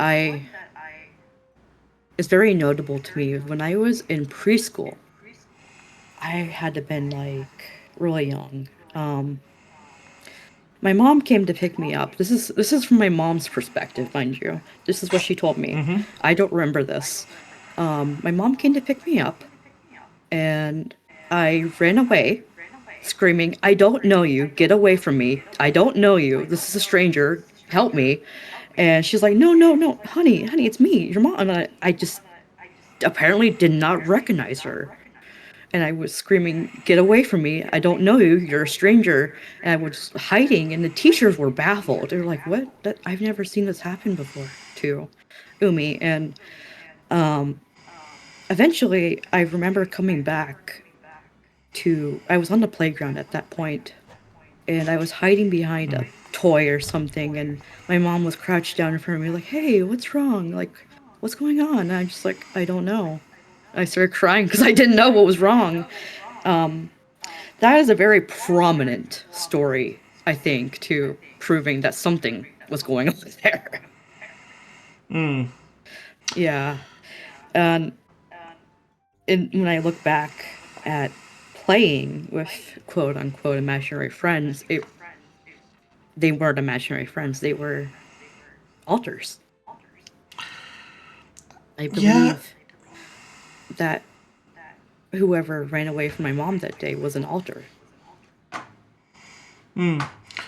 It's at the same time it's quite funny that the diagnosis criteria for the idea in OCD specifically brings up the fact that, like, hey, it can be a bit hard to distinguish in a child because it can look like just imaginary friends, you know? Right, yeah. That's why they don't typically diagnose it very young. I mean, if they do, it's been a while. Well, they've been. It's just how else is a kid gonna describe what they're going through? Yeah, the kid is not gonna like. If you put me in front of a psychiatrist at that age, of like 5, 6 years old, and you're like, "So describe your symptoms," I'm gonna be like, "I don't know." Can I go play now? You know, why am I here? And, it's why when they're that's why they kind of get them when they're a little older, and they have a little more vocabulary under their belt, experience too. Well, like, not to discredit any symptoms that appear when you're young, but it's also the fact that it's a lot easier to diagnose when the symptoms are already up to a certain level, you know? Oh yeah, no, for sure. So, like, that's not to say that nothing was going on to a kid, or to you specifically even, but that, it probably, from a psychiatrist's point of view, it probably would have looked tame enough that they would go like, "Oh, nothing to worry about here." Yeah, it's just kind of like it needs more time, just for lack of a better word, to cook, to progress a little more. It doesn't help the fact that it can diverge into multiple different disorders. You don't know what its final form is gonna be, because DID is just one thing. There's also OSDD. In ICD there's PDID, partial DID, which some people say doesn't exist, despite the fact it's in the ICD. It's right there.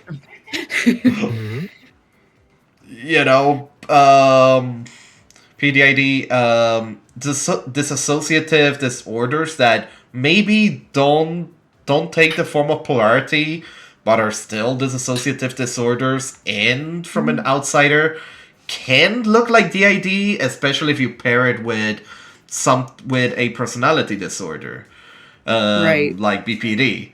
So, which I also have. Hi. Yeah.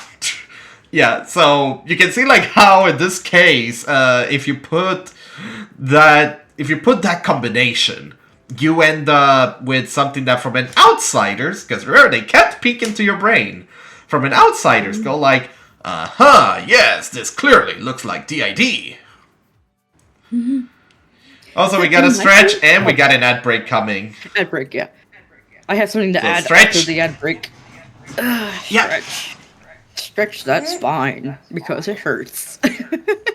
Yeah. All right. And we're going to the ad break. BRB, everyone. Looks like it's break time. Be sure to stretch, drink water, and take care of yourself.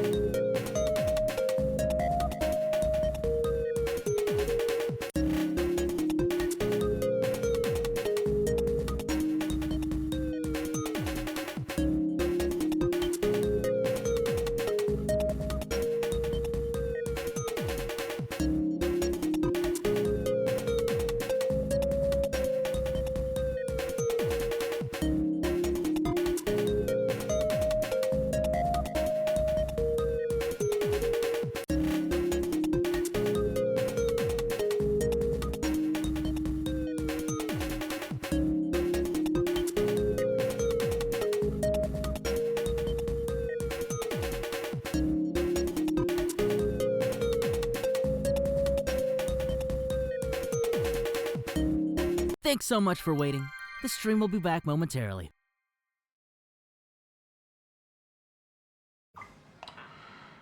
Okay, and we're back. Alright, so...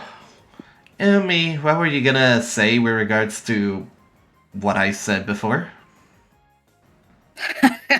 I forgot. What did you say before? I don't remember. Oh, great. I don't remember. Does anyone remember? Such as experience and yeah, things like an experience. You were telling us about a story that you don't remember doing, but I think your mom was picking cool. We're running away. That. Yeah, there was something that, along that line. I think that's like the train of thoughts. There you go. That's the word. Train of thoughts. Yeah. Oh, I was gonna say something about DID and BPD comorbidity and stuff yes. that all occurred. So it's actually fairly common for DID and BPD to be comorbid. Sometimes it's one or the other, and sometimes it's hard to distinguish between the two. But occasionally it does come comorbid, which I won the lottery there. Let's see. It's really funny because the way I got diagnosed with both of these disorders, there was a point in time prior to that where when I was younger and I tried to look into my symptoms and I got brushed off. Like I have brought up my dissociative symptoms before. I didn't say I think I have DID. I just brought up, I dissociate and sometimes I don't feel like myself and stuff. And just like, oh, everyone deals with that. I said, an actual psychiatrist told me that. I'm just like, okay. Wow. Here's even just to rub more salt in the wound. I was also dealing with BPD symptoms, and I was actually hospitalized at this time. And I decide, I need to do something about these symptoms. I need to bring it up. So I bring it up. And the doctor looked at me, so I was like, so why are you wanting BPD? Like, you're just kind of, sounds like you're just trying to seek attention. I'm like, what do you think BPD is? I mean, in my head, I'm like, it's literally the make it up for attention disorder. That's for my experience at least, but like, and then lo and behold, years later into my adulthood, I get diagnosed with both. I'm like, I'm literally like Timmy Turner's dad going Dingleberg, but it's at the doctor's. It's like, are you kidding me? Are you kidding me? It's just so frustrating, but that's American healthcare for you. Yeah. Yeah. Yeah, it's just like... It's funny that you bring up comorbid, because that's the other thing. Remember how earlier we spoke about the fact that you can't measure trauma? Right. So, certain disorders do make you more likely for your brain to interpret certain events as traumatic. So, you can end up developing DID without, quote-unquote, not having gone through a lot. So it's very good you mentioned that, actually, because this is not quite exactly plurality talk, but it'll fall in line, trust me. Yes. I find, in my case, and a lot of other people have said, hey, me too, at this, is that having autism, for example, or ADHD in today's society and world is inherently traumatizing, because this world is not built for us. It's built for those who are neurotypical, don't need accommodations, they expect you to function at your best because they think, oh, there's nothing wrong with you. But it's not that I have something wrong with me, it's that my brain is just different, neurodivergent, and but the thing about this world, this society, is that it's so hostile towards people with neurodivergence because we're different. That's it. We're different. They think there's one neurotype, and then they cater to that. And this is here where it lines in with ADHD, or not ADHD, plurality and DID and stuff, is that the trauma from dealing with just being neurodivergent is enough to cause DID because of how traumatic it is. And I'm not saying you can measure this or anything, but just like, it's also because the different neurotype and stuff, you get more of that endowment, I guess, so to speak. But yeah, because okay, so I'm on the autism spectrum, okay, and okay, so yes, oh my god, for once, Gearlis is speaking about trauma that they dealt with. So, one of the things I remember reading about was the fact that, for example, events where you have a lot of stress, oftentimes your mind registers as a traumatic event. And I can attest, because, there was a lot of things in the past that was done at me, which, would be traumatic. But at the same time, also, to just stay on topic. So, it may not seem like much. School exams. Okay. But, so I went to a private school, okay, and these exams, they were kind of like pushed as like, your whole life depends on this. Fail this, and your life is over. Which, combine that with, past trauma, with how failure at school was treated. And I was very stressed to try to pass, but at the same time, my autistic mind just struggled with certain things. I remember, like, yeah, math just was quite bad. And looking back, I definitely think I was dealing with dyscalculia, you know?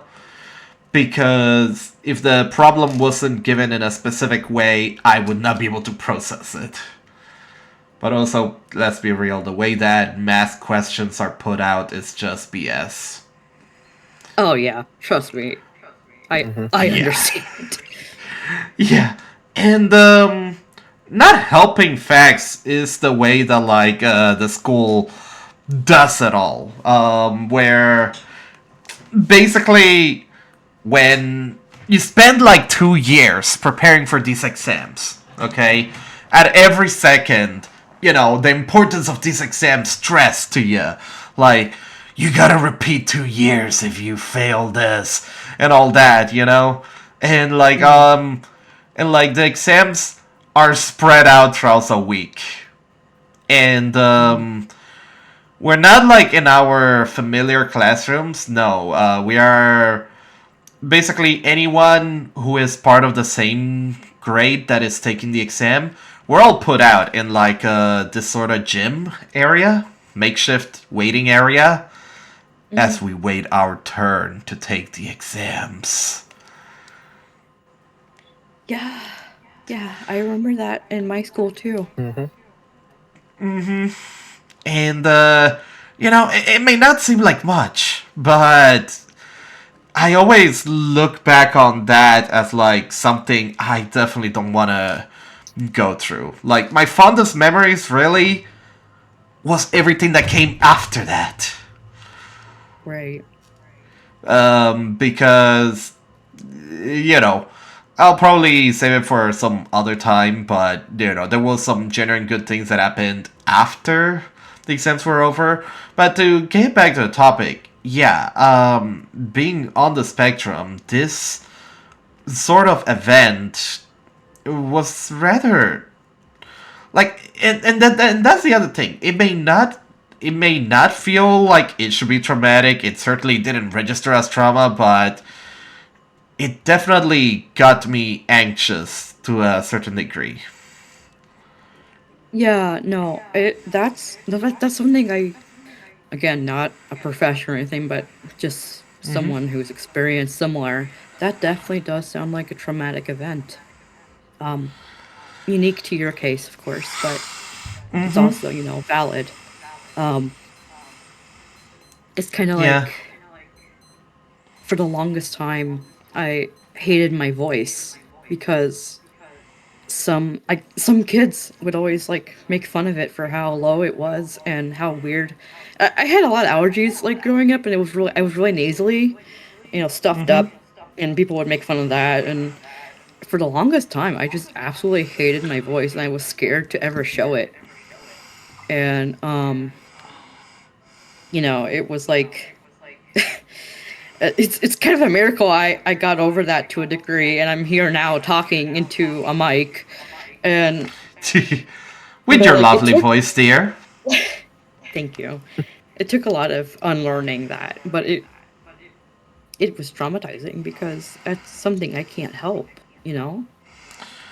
Yeah. And I think more than anything, plural or not, hang on, I'm just reading this chat. In my school, they separated the kids that needed extra help in exams, such as needing longer, can't write on paper, so got a laptop to use, and I was one of the 20 people singled out. I mean, yeah, it was the same case for me, but even so, it was still the case. I think the more stressful part was the whole emphasis on like, hey, your life is over if you don't do well in this. Because, I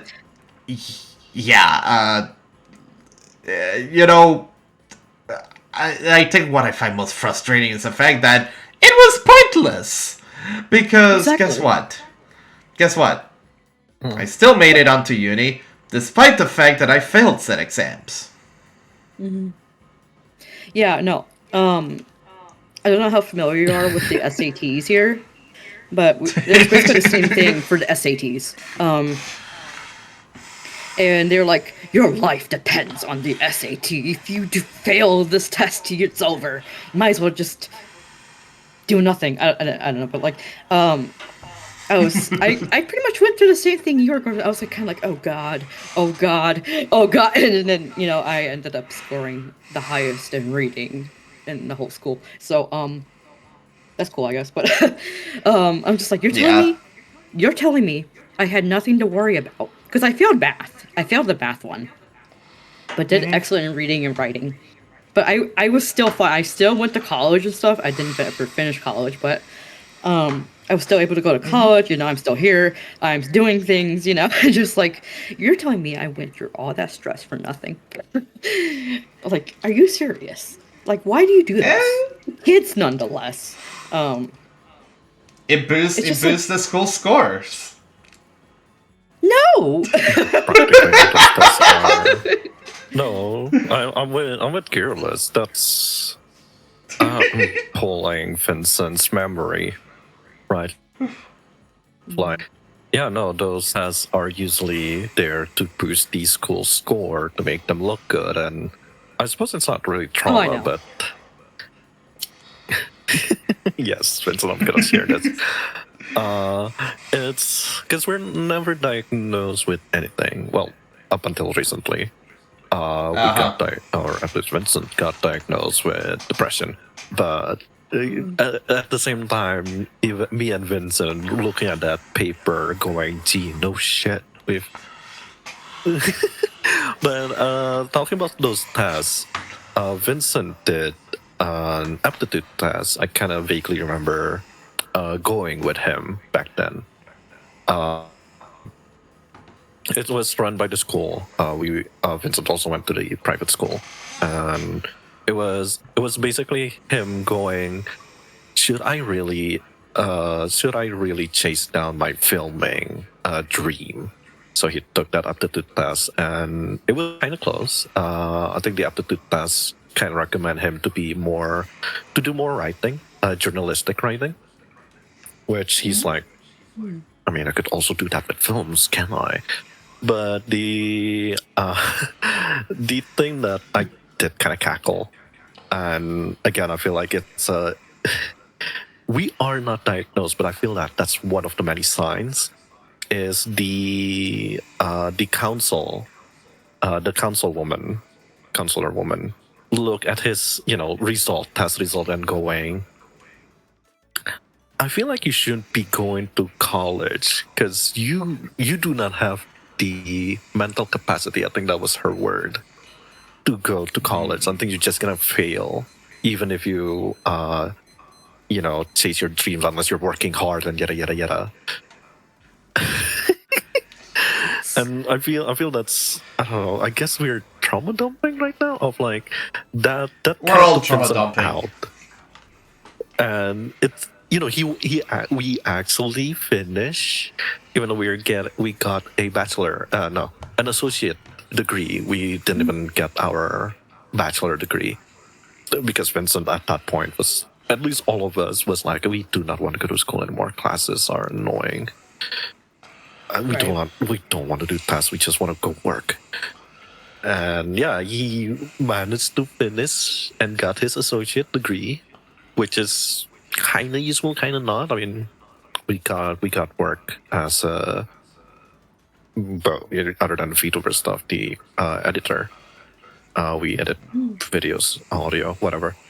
Vincent got his dream job at least, but it's that result, that aptitude test result, ringing in his head every few moments. Of like, you probably won't, succeed in college. You're probably gonna flunk and yada yada. And he's like, there's a few times where I catch him looking at his degree and going like, I did this out of spite.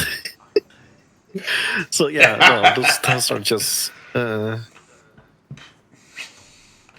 like you told me I'll fail, yet it was a struggle. Me and Alden literally watch him tumble down during college, but he did it.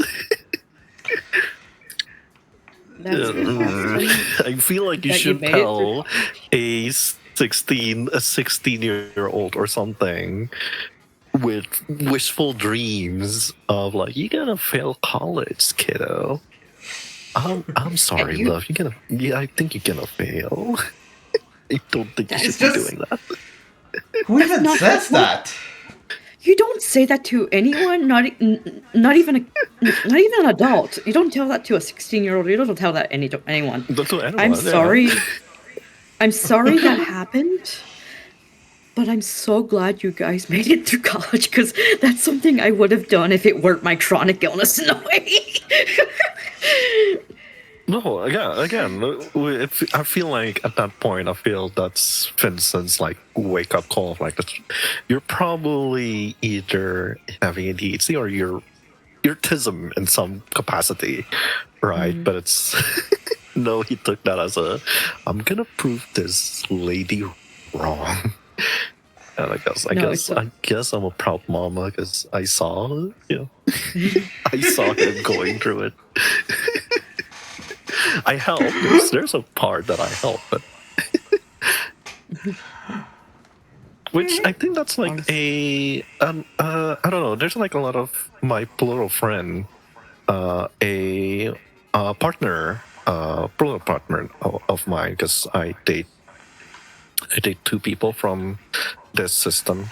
They went through somewhat similar, of like they were being ridiculed essentially, but they were like smart. They were like great, and right now they're in Japan researching something with carbon and nanotubes for cancer research. Ooh. It's out of my brain. We're not a scientific person, but it was like, that's the same. They have the same similar experience of like they're in, I guess, spectrum in a way. They also, I believe, a year ago they got diagnosed as DID, right? Properly diagnosed.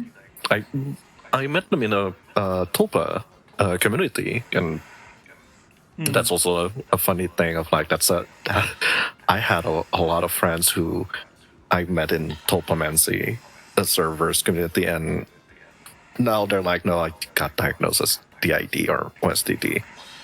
But yeah, it's like it's what you said to me of like they're existing now because of the DID. The fact DID is the fact that they can survive. That's how they survive. Even they work together, even doing the research practically quote unquote together. Because sometimes if it's overwhelming, they could switch, and one. I'm still gonna use headmate, I suppose, because they also use headmate. One headmate would handle the paperwork, and the other would handle the actual tests. Kind of forgot experiments. There you go. And despite despite the memory blocking, because they have far worse memory blocking for a system that I know. They persist, I suppose, and it's like it's amazing. Yeah, it's great. Despite despite I feel like the neurotypical world, I'll use that term, is not always kind to us, right? Like, be it a system or just neurodivergent in general. Yeah, I think I consider I consider systemhood kind of like a form of neurodivergence, even if it's not just disordered. It's still a form. Your brain's different. Yeah. Yeah, which. So, Yeah, no. I was going to just quickly tell my own tale of being told you can't do this. I come into class one day and there's a substitute. She's like the basketball teacher or something of the school. And mind you, this is a school I went to. I guess it's kind of private, but not really. It was a school for to put it non-elegantly, troubled children. And I, troubled child, was at the school, and I go in, sit down, and she comes and she's like, she opens class with, "None of you are going to college because none of you can write a paragraph." And she goes on and on and on about this. And she's like, "So for today's assignment, I want you to write a paragraph about anything." I'm like, "All right, bet." So you know how much I write? Yeah. I write 10 pages. And she comes to peek at my laptop, and she's just kind of quiet for a minute. I'm still tippity tapping away at my 10 pages of, I don't even remember what I was writing about, but she kind of just says quietly, "Are you going to college?" And I go, "I plan to go to my local community college, yeah." And she was like nodding, and she was like, "Yeah, you can do that. You can do it." And funnily enough, the week after that, we were talking again, and she was like, "So are you going to prom?" And I said, "Oh, I can't afford it." And she's like, "I'll buy you a ticket, and I'll even transport you to prom too." So I think she felt kind of bad. I think she felt bad.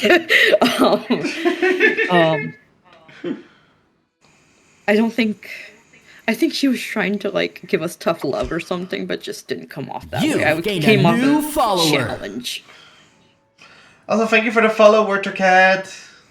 Oh, it's Watercat. Hi, Watercat. Welcome. Yay! But yeah, that was I'm 100%. Oh, I can't do that, huh? I'll just watch. So in other words, to motivate you, we all just need to tell you you can't do something. Okay, don't do that, but like... Yeah, don't worry. Mind you, also at that age, I was kind of a little shit, so... Yeah. Oh yeah, just because it's something I wanted to come around to at some point, and it is getting rather late. So, there are also, in addition to endogenic and teratogenic, there's also, I guess you could say, different system configurations. Is anyone here familiar with median system? Yes. Okay. Wanna have the mic and explain, dear? Oh, okay. So for some context, some background, we do have a subsystem that is a median. Which you're gonna have to explain. A subsystem is a system within a system. I know it's crazy, but like it happens. It's definitely a thing that happens because it's the human brain and it's weird. Umi has a bit of an idea. Wait, what? I don't hear an echo. That was Kiss trying to talk. Oh. Because I noticed that Kiss was having a bit of a... Kiss, are you there? That's weird. I don't hear an echo. Yeah. I think it was just... Whenever they stop talking, you hear the last word, echo. I don't hear anything. I'm just checking the OBS settings. Let me check the Oh, stream. and an ad break is coming up soon, so we'll be able to look at it through there, okay? So, we'll be right back, folks.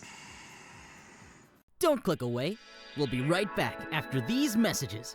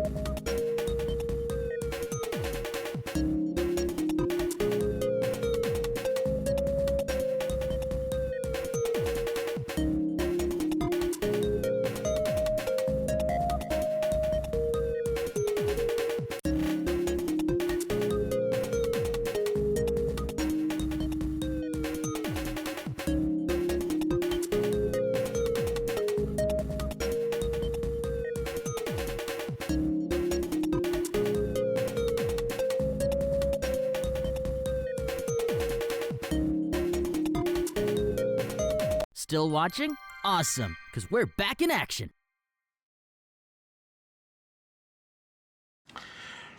Alright, and we're back. Alright, so where were we? Ah, yes. Umi, you're explaining subsystems and median systems. Alright, so subsystem is a system within a system. It's like Matryoshka dolls in here. But that subsystem, who That's not bad their name description. their name their name is May, and they have a median system, which is kind of like a middle between plural and singlet. And it's like, well, what does that mean? It can mean whatever you want it to mean because it's a gray area. May is not here at the moment to explain how they experience it, but what they've told me in the past, it's like looking at a multifaceted gemstone, basically, where you kind of you got a whole piece, but it's got different sides, and different bevels and etc. Like a gemstone, basically. But Yeah. and that all presents varying on different median systems, just as any plural system can different from how they function, and even how singlets function. So yeah, that's the gist. I mean, I did actually hear of, because the thing is that, paragenic systems, which are created systems, there are multiple ways that they can be created, and, some are spiritual in nature, and I often find that the ones that are created, for lack of a better term, through spiritual practices, often end up resembling more a median system, And that can be the thing. I think the main takeaway of this entire stream is that plurality exists on a broad spectrum. Yeah. Which we And don't fully And access understand, even, and it's... Yeah. Which we don't fully understand, so it's sometimes better to just take people's word for it. And if things change, then, not hold it over their head, Like, Like I said before, systems can change, and that's okay. Yeah. Like, if a system was, if a system thought that they were traumagenic, but turns out they're endogenic, don't be, upset at them. Same vice versa, that sort of thing. It's a tricky situation, so just don't, just roll with it, best you can. In pretty much 99% of cases, it doesn't really affect you. It doesn't really affect you in the grand scheme of things, so just deal with it, for lack of a better word. Yeah. Yeah. For me, as what her cat said, taking people at their word as to their internal world and identity has been good philosophy for me. Yeah, as of late, I've kinda taken such an approach. I guess it's just also the fact that, my own curiosity also means that I try wherever possible to understand it further. Maybe not to a ridiculous degree where, oh, I can only accept this if I understand it. But more like, this is neat. I'd like to know a bit more about how this works. That and, well, the fact that,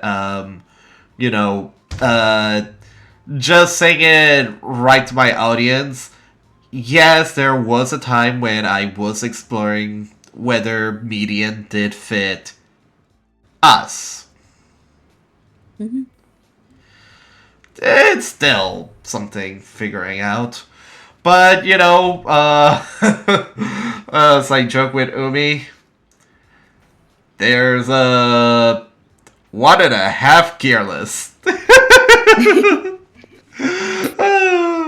1.5, But yeah, that's more so a thing for me to figure out.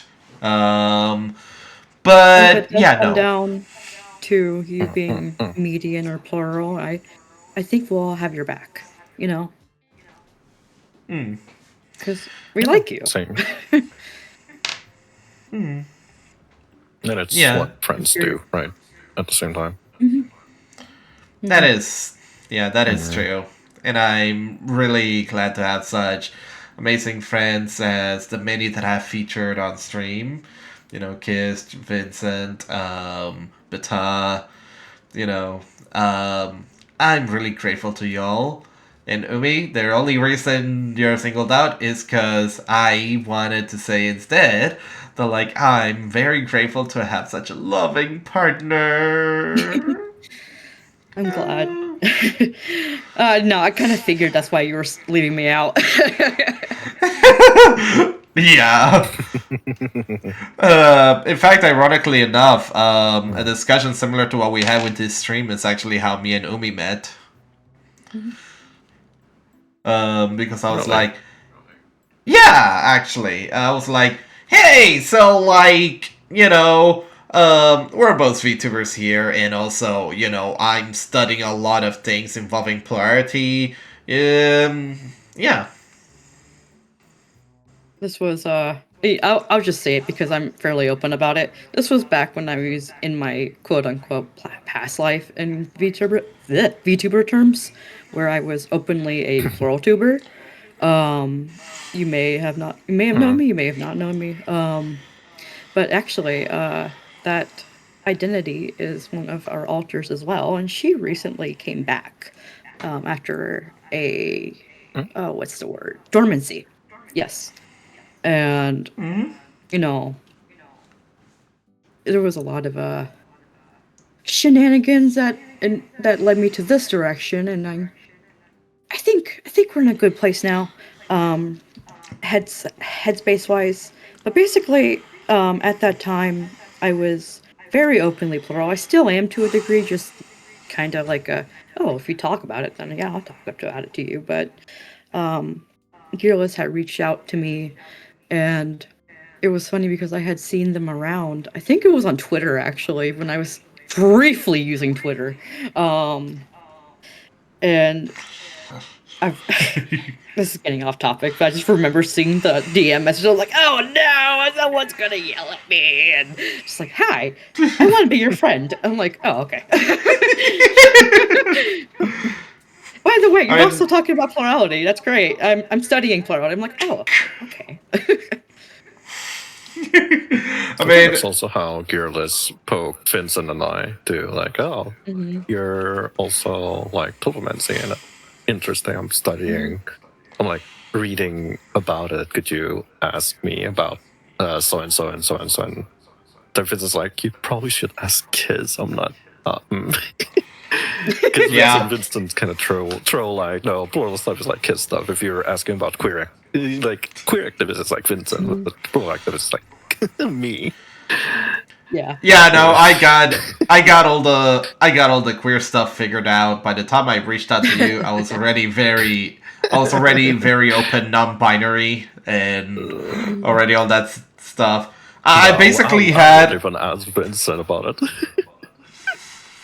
Yeah, because that's actually how I figured it out. I ran I guess you could say a trial period where I went like, okay, friendos, for 1 year, I'm gonna go by they, them, treat me as you would a non-binary person. I want to see how I feel about it. And lo and behold, it just felt natural. So yeah. Wintercat says, I'd be interested in trying, but I don't want to get sent to a copyright shadow realm for being 1/3 fictive. Actually, I have a possible solution for that. So, I don't know how often you've been on... Say something. Oh, sorry. Yes. No, I think we were thinking the same thing because I had we had it's the same friend who is doing the cancer carbon research because Vincent and them did stream, and it's basically boils down to have a copyright safe model, which means you just alter the alter the design. Yeah, no, I was gonna say something akin to that, where on Tumblr, people will actually, like, mask their fictive so they aren't, like, you know, their identity is not really shown, where they kind of, like, make a fictive Sona, basically, for their fictives, and they, like, disguise them as something else, and it's kind of like, in a way... in the VTuber sense, I kind of feel like, I'm not using my actual flesh and bone to stream. I'm using a VTuber avatar, so it's kind of like that. Think of it kind of like that. Your fictive has their own VTuber persona. Yeah, that is actually quite genius. Yeah, no, it's great. We've considered doing it too. Although that's a lot of modeling I have to do. Yeah. And you still need to learn. And you still need to learn how we're still trying to figure out teaching you about the 3D modeling in Blender. Oh, I gotta tell you about that after stream. I gotta tell you more about that after stream. But oh boy. But yeah. Oh well, I'd say for many of us, we certainly learned a lot of new things here, and hopefully chat enjoyed our little banter, teaching each other and speaking. What is that? 56 members, 25 shown / dash plural kit. That's its plural kit dash. That's what it's. So when you have plural kit dash open, you can see how many members you have, documented in the bot, and then it shows you how much are actually public. Oh, okay. All right, yeah, I understand. So what it's saying is that it has 56 members, but only 25 are public, maybe? I don't know, but... Okay. Okay. Yeah, because you could private the members, yeah. Mm-hmm. Yeah, I'm just unfamiliar with plural kit stuff. I have it in the server, and even then, Umi is the go-to plural kit technician. I'm the technician for everything, I swear to God. Because I'm like, hey, people are asking about plural kit. How do I fix this thing? Oh yeah. People do some really advanced stuff, which I don't kind of go over my head, but like I can do the basics at least. Fun. Yeah. Fun. But yeah, it was good having you two here. Hopefully it won't be the last time I have y'all here. Especially now that we have this set up. This was a great conversation. Thank you guys. No worries. It's quite comfy, yeah. Even though we talk about a few technical stuff. Kind of was expecting more casual talk about Plurality, but yeah. Maybe we could do a part 2 where we just kind of casually, discuss it rather than like, all right, here's the nitty gritty, kind of like, Yeah. Yeah. That'll be fun. Mm-hmm. But yeah, thank you all for coming by, and of course, as always, I'll catch y'all next time. As always, if you want to know when I'll be streaming next, feel free to follow me on Blue Sky or join my Discord server. And if you want to know when these two lovely people here will be streaming next, give me a moment to fetch their Blue Skies. Just bear with me. Fair warning. I mean, we're planning to do it tomorrow. But, I just want to... you know what? I'll just... warning about my Blue Sky.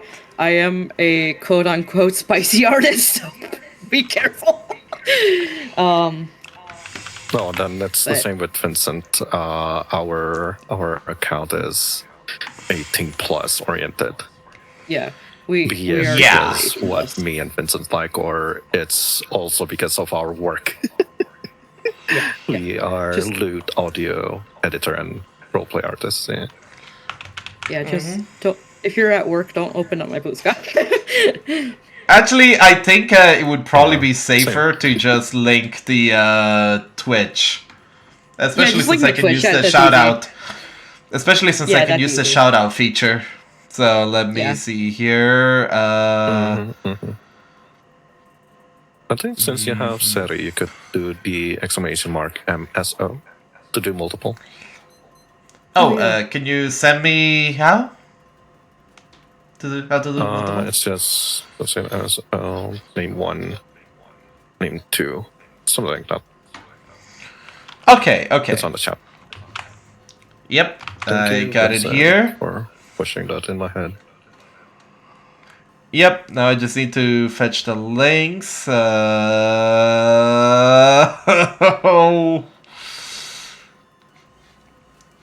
Umi, I have no way of finding... Okay, here we go. I just had to go through... It's like Satan exploded the earth. Alright, see ya. Okay. So Satan Thanks, okay. Thanks.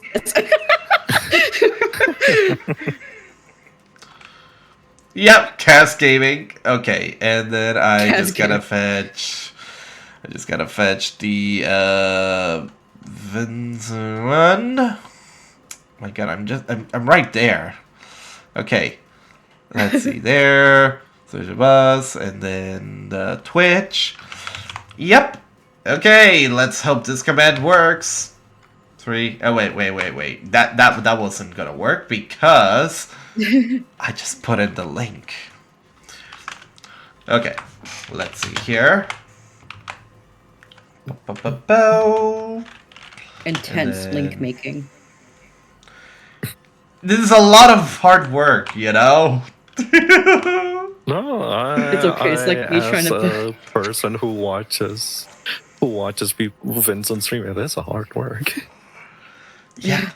But yeah, if you're unaware the lovely people will be streaming next, feel free to follow the links on their Twitch, or, you know, just keep an eye out on their Twitch. Or, you know what? Just give them a follow, okay?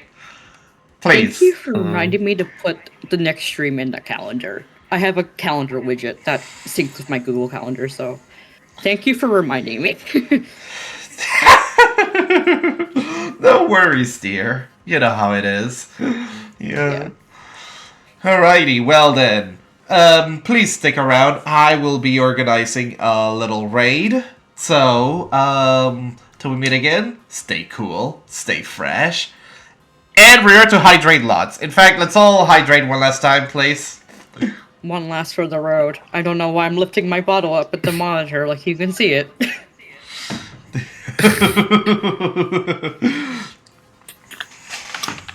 Alright.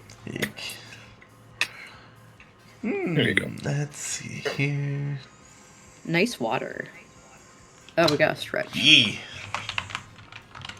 Oh, we gotta stretch also. Oh. We're getting all the stuff.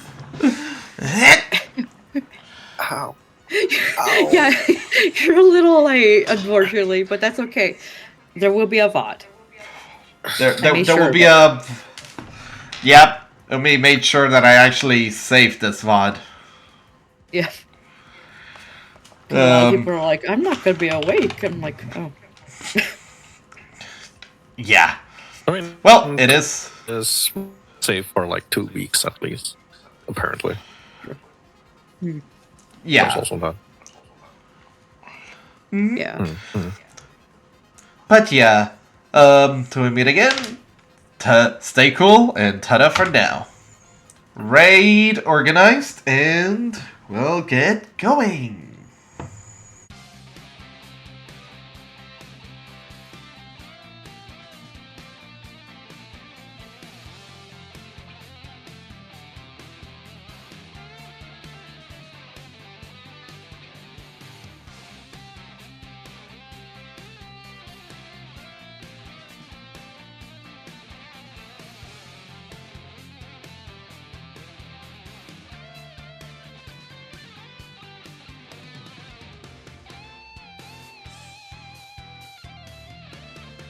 Later!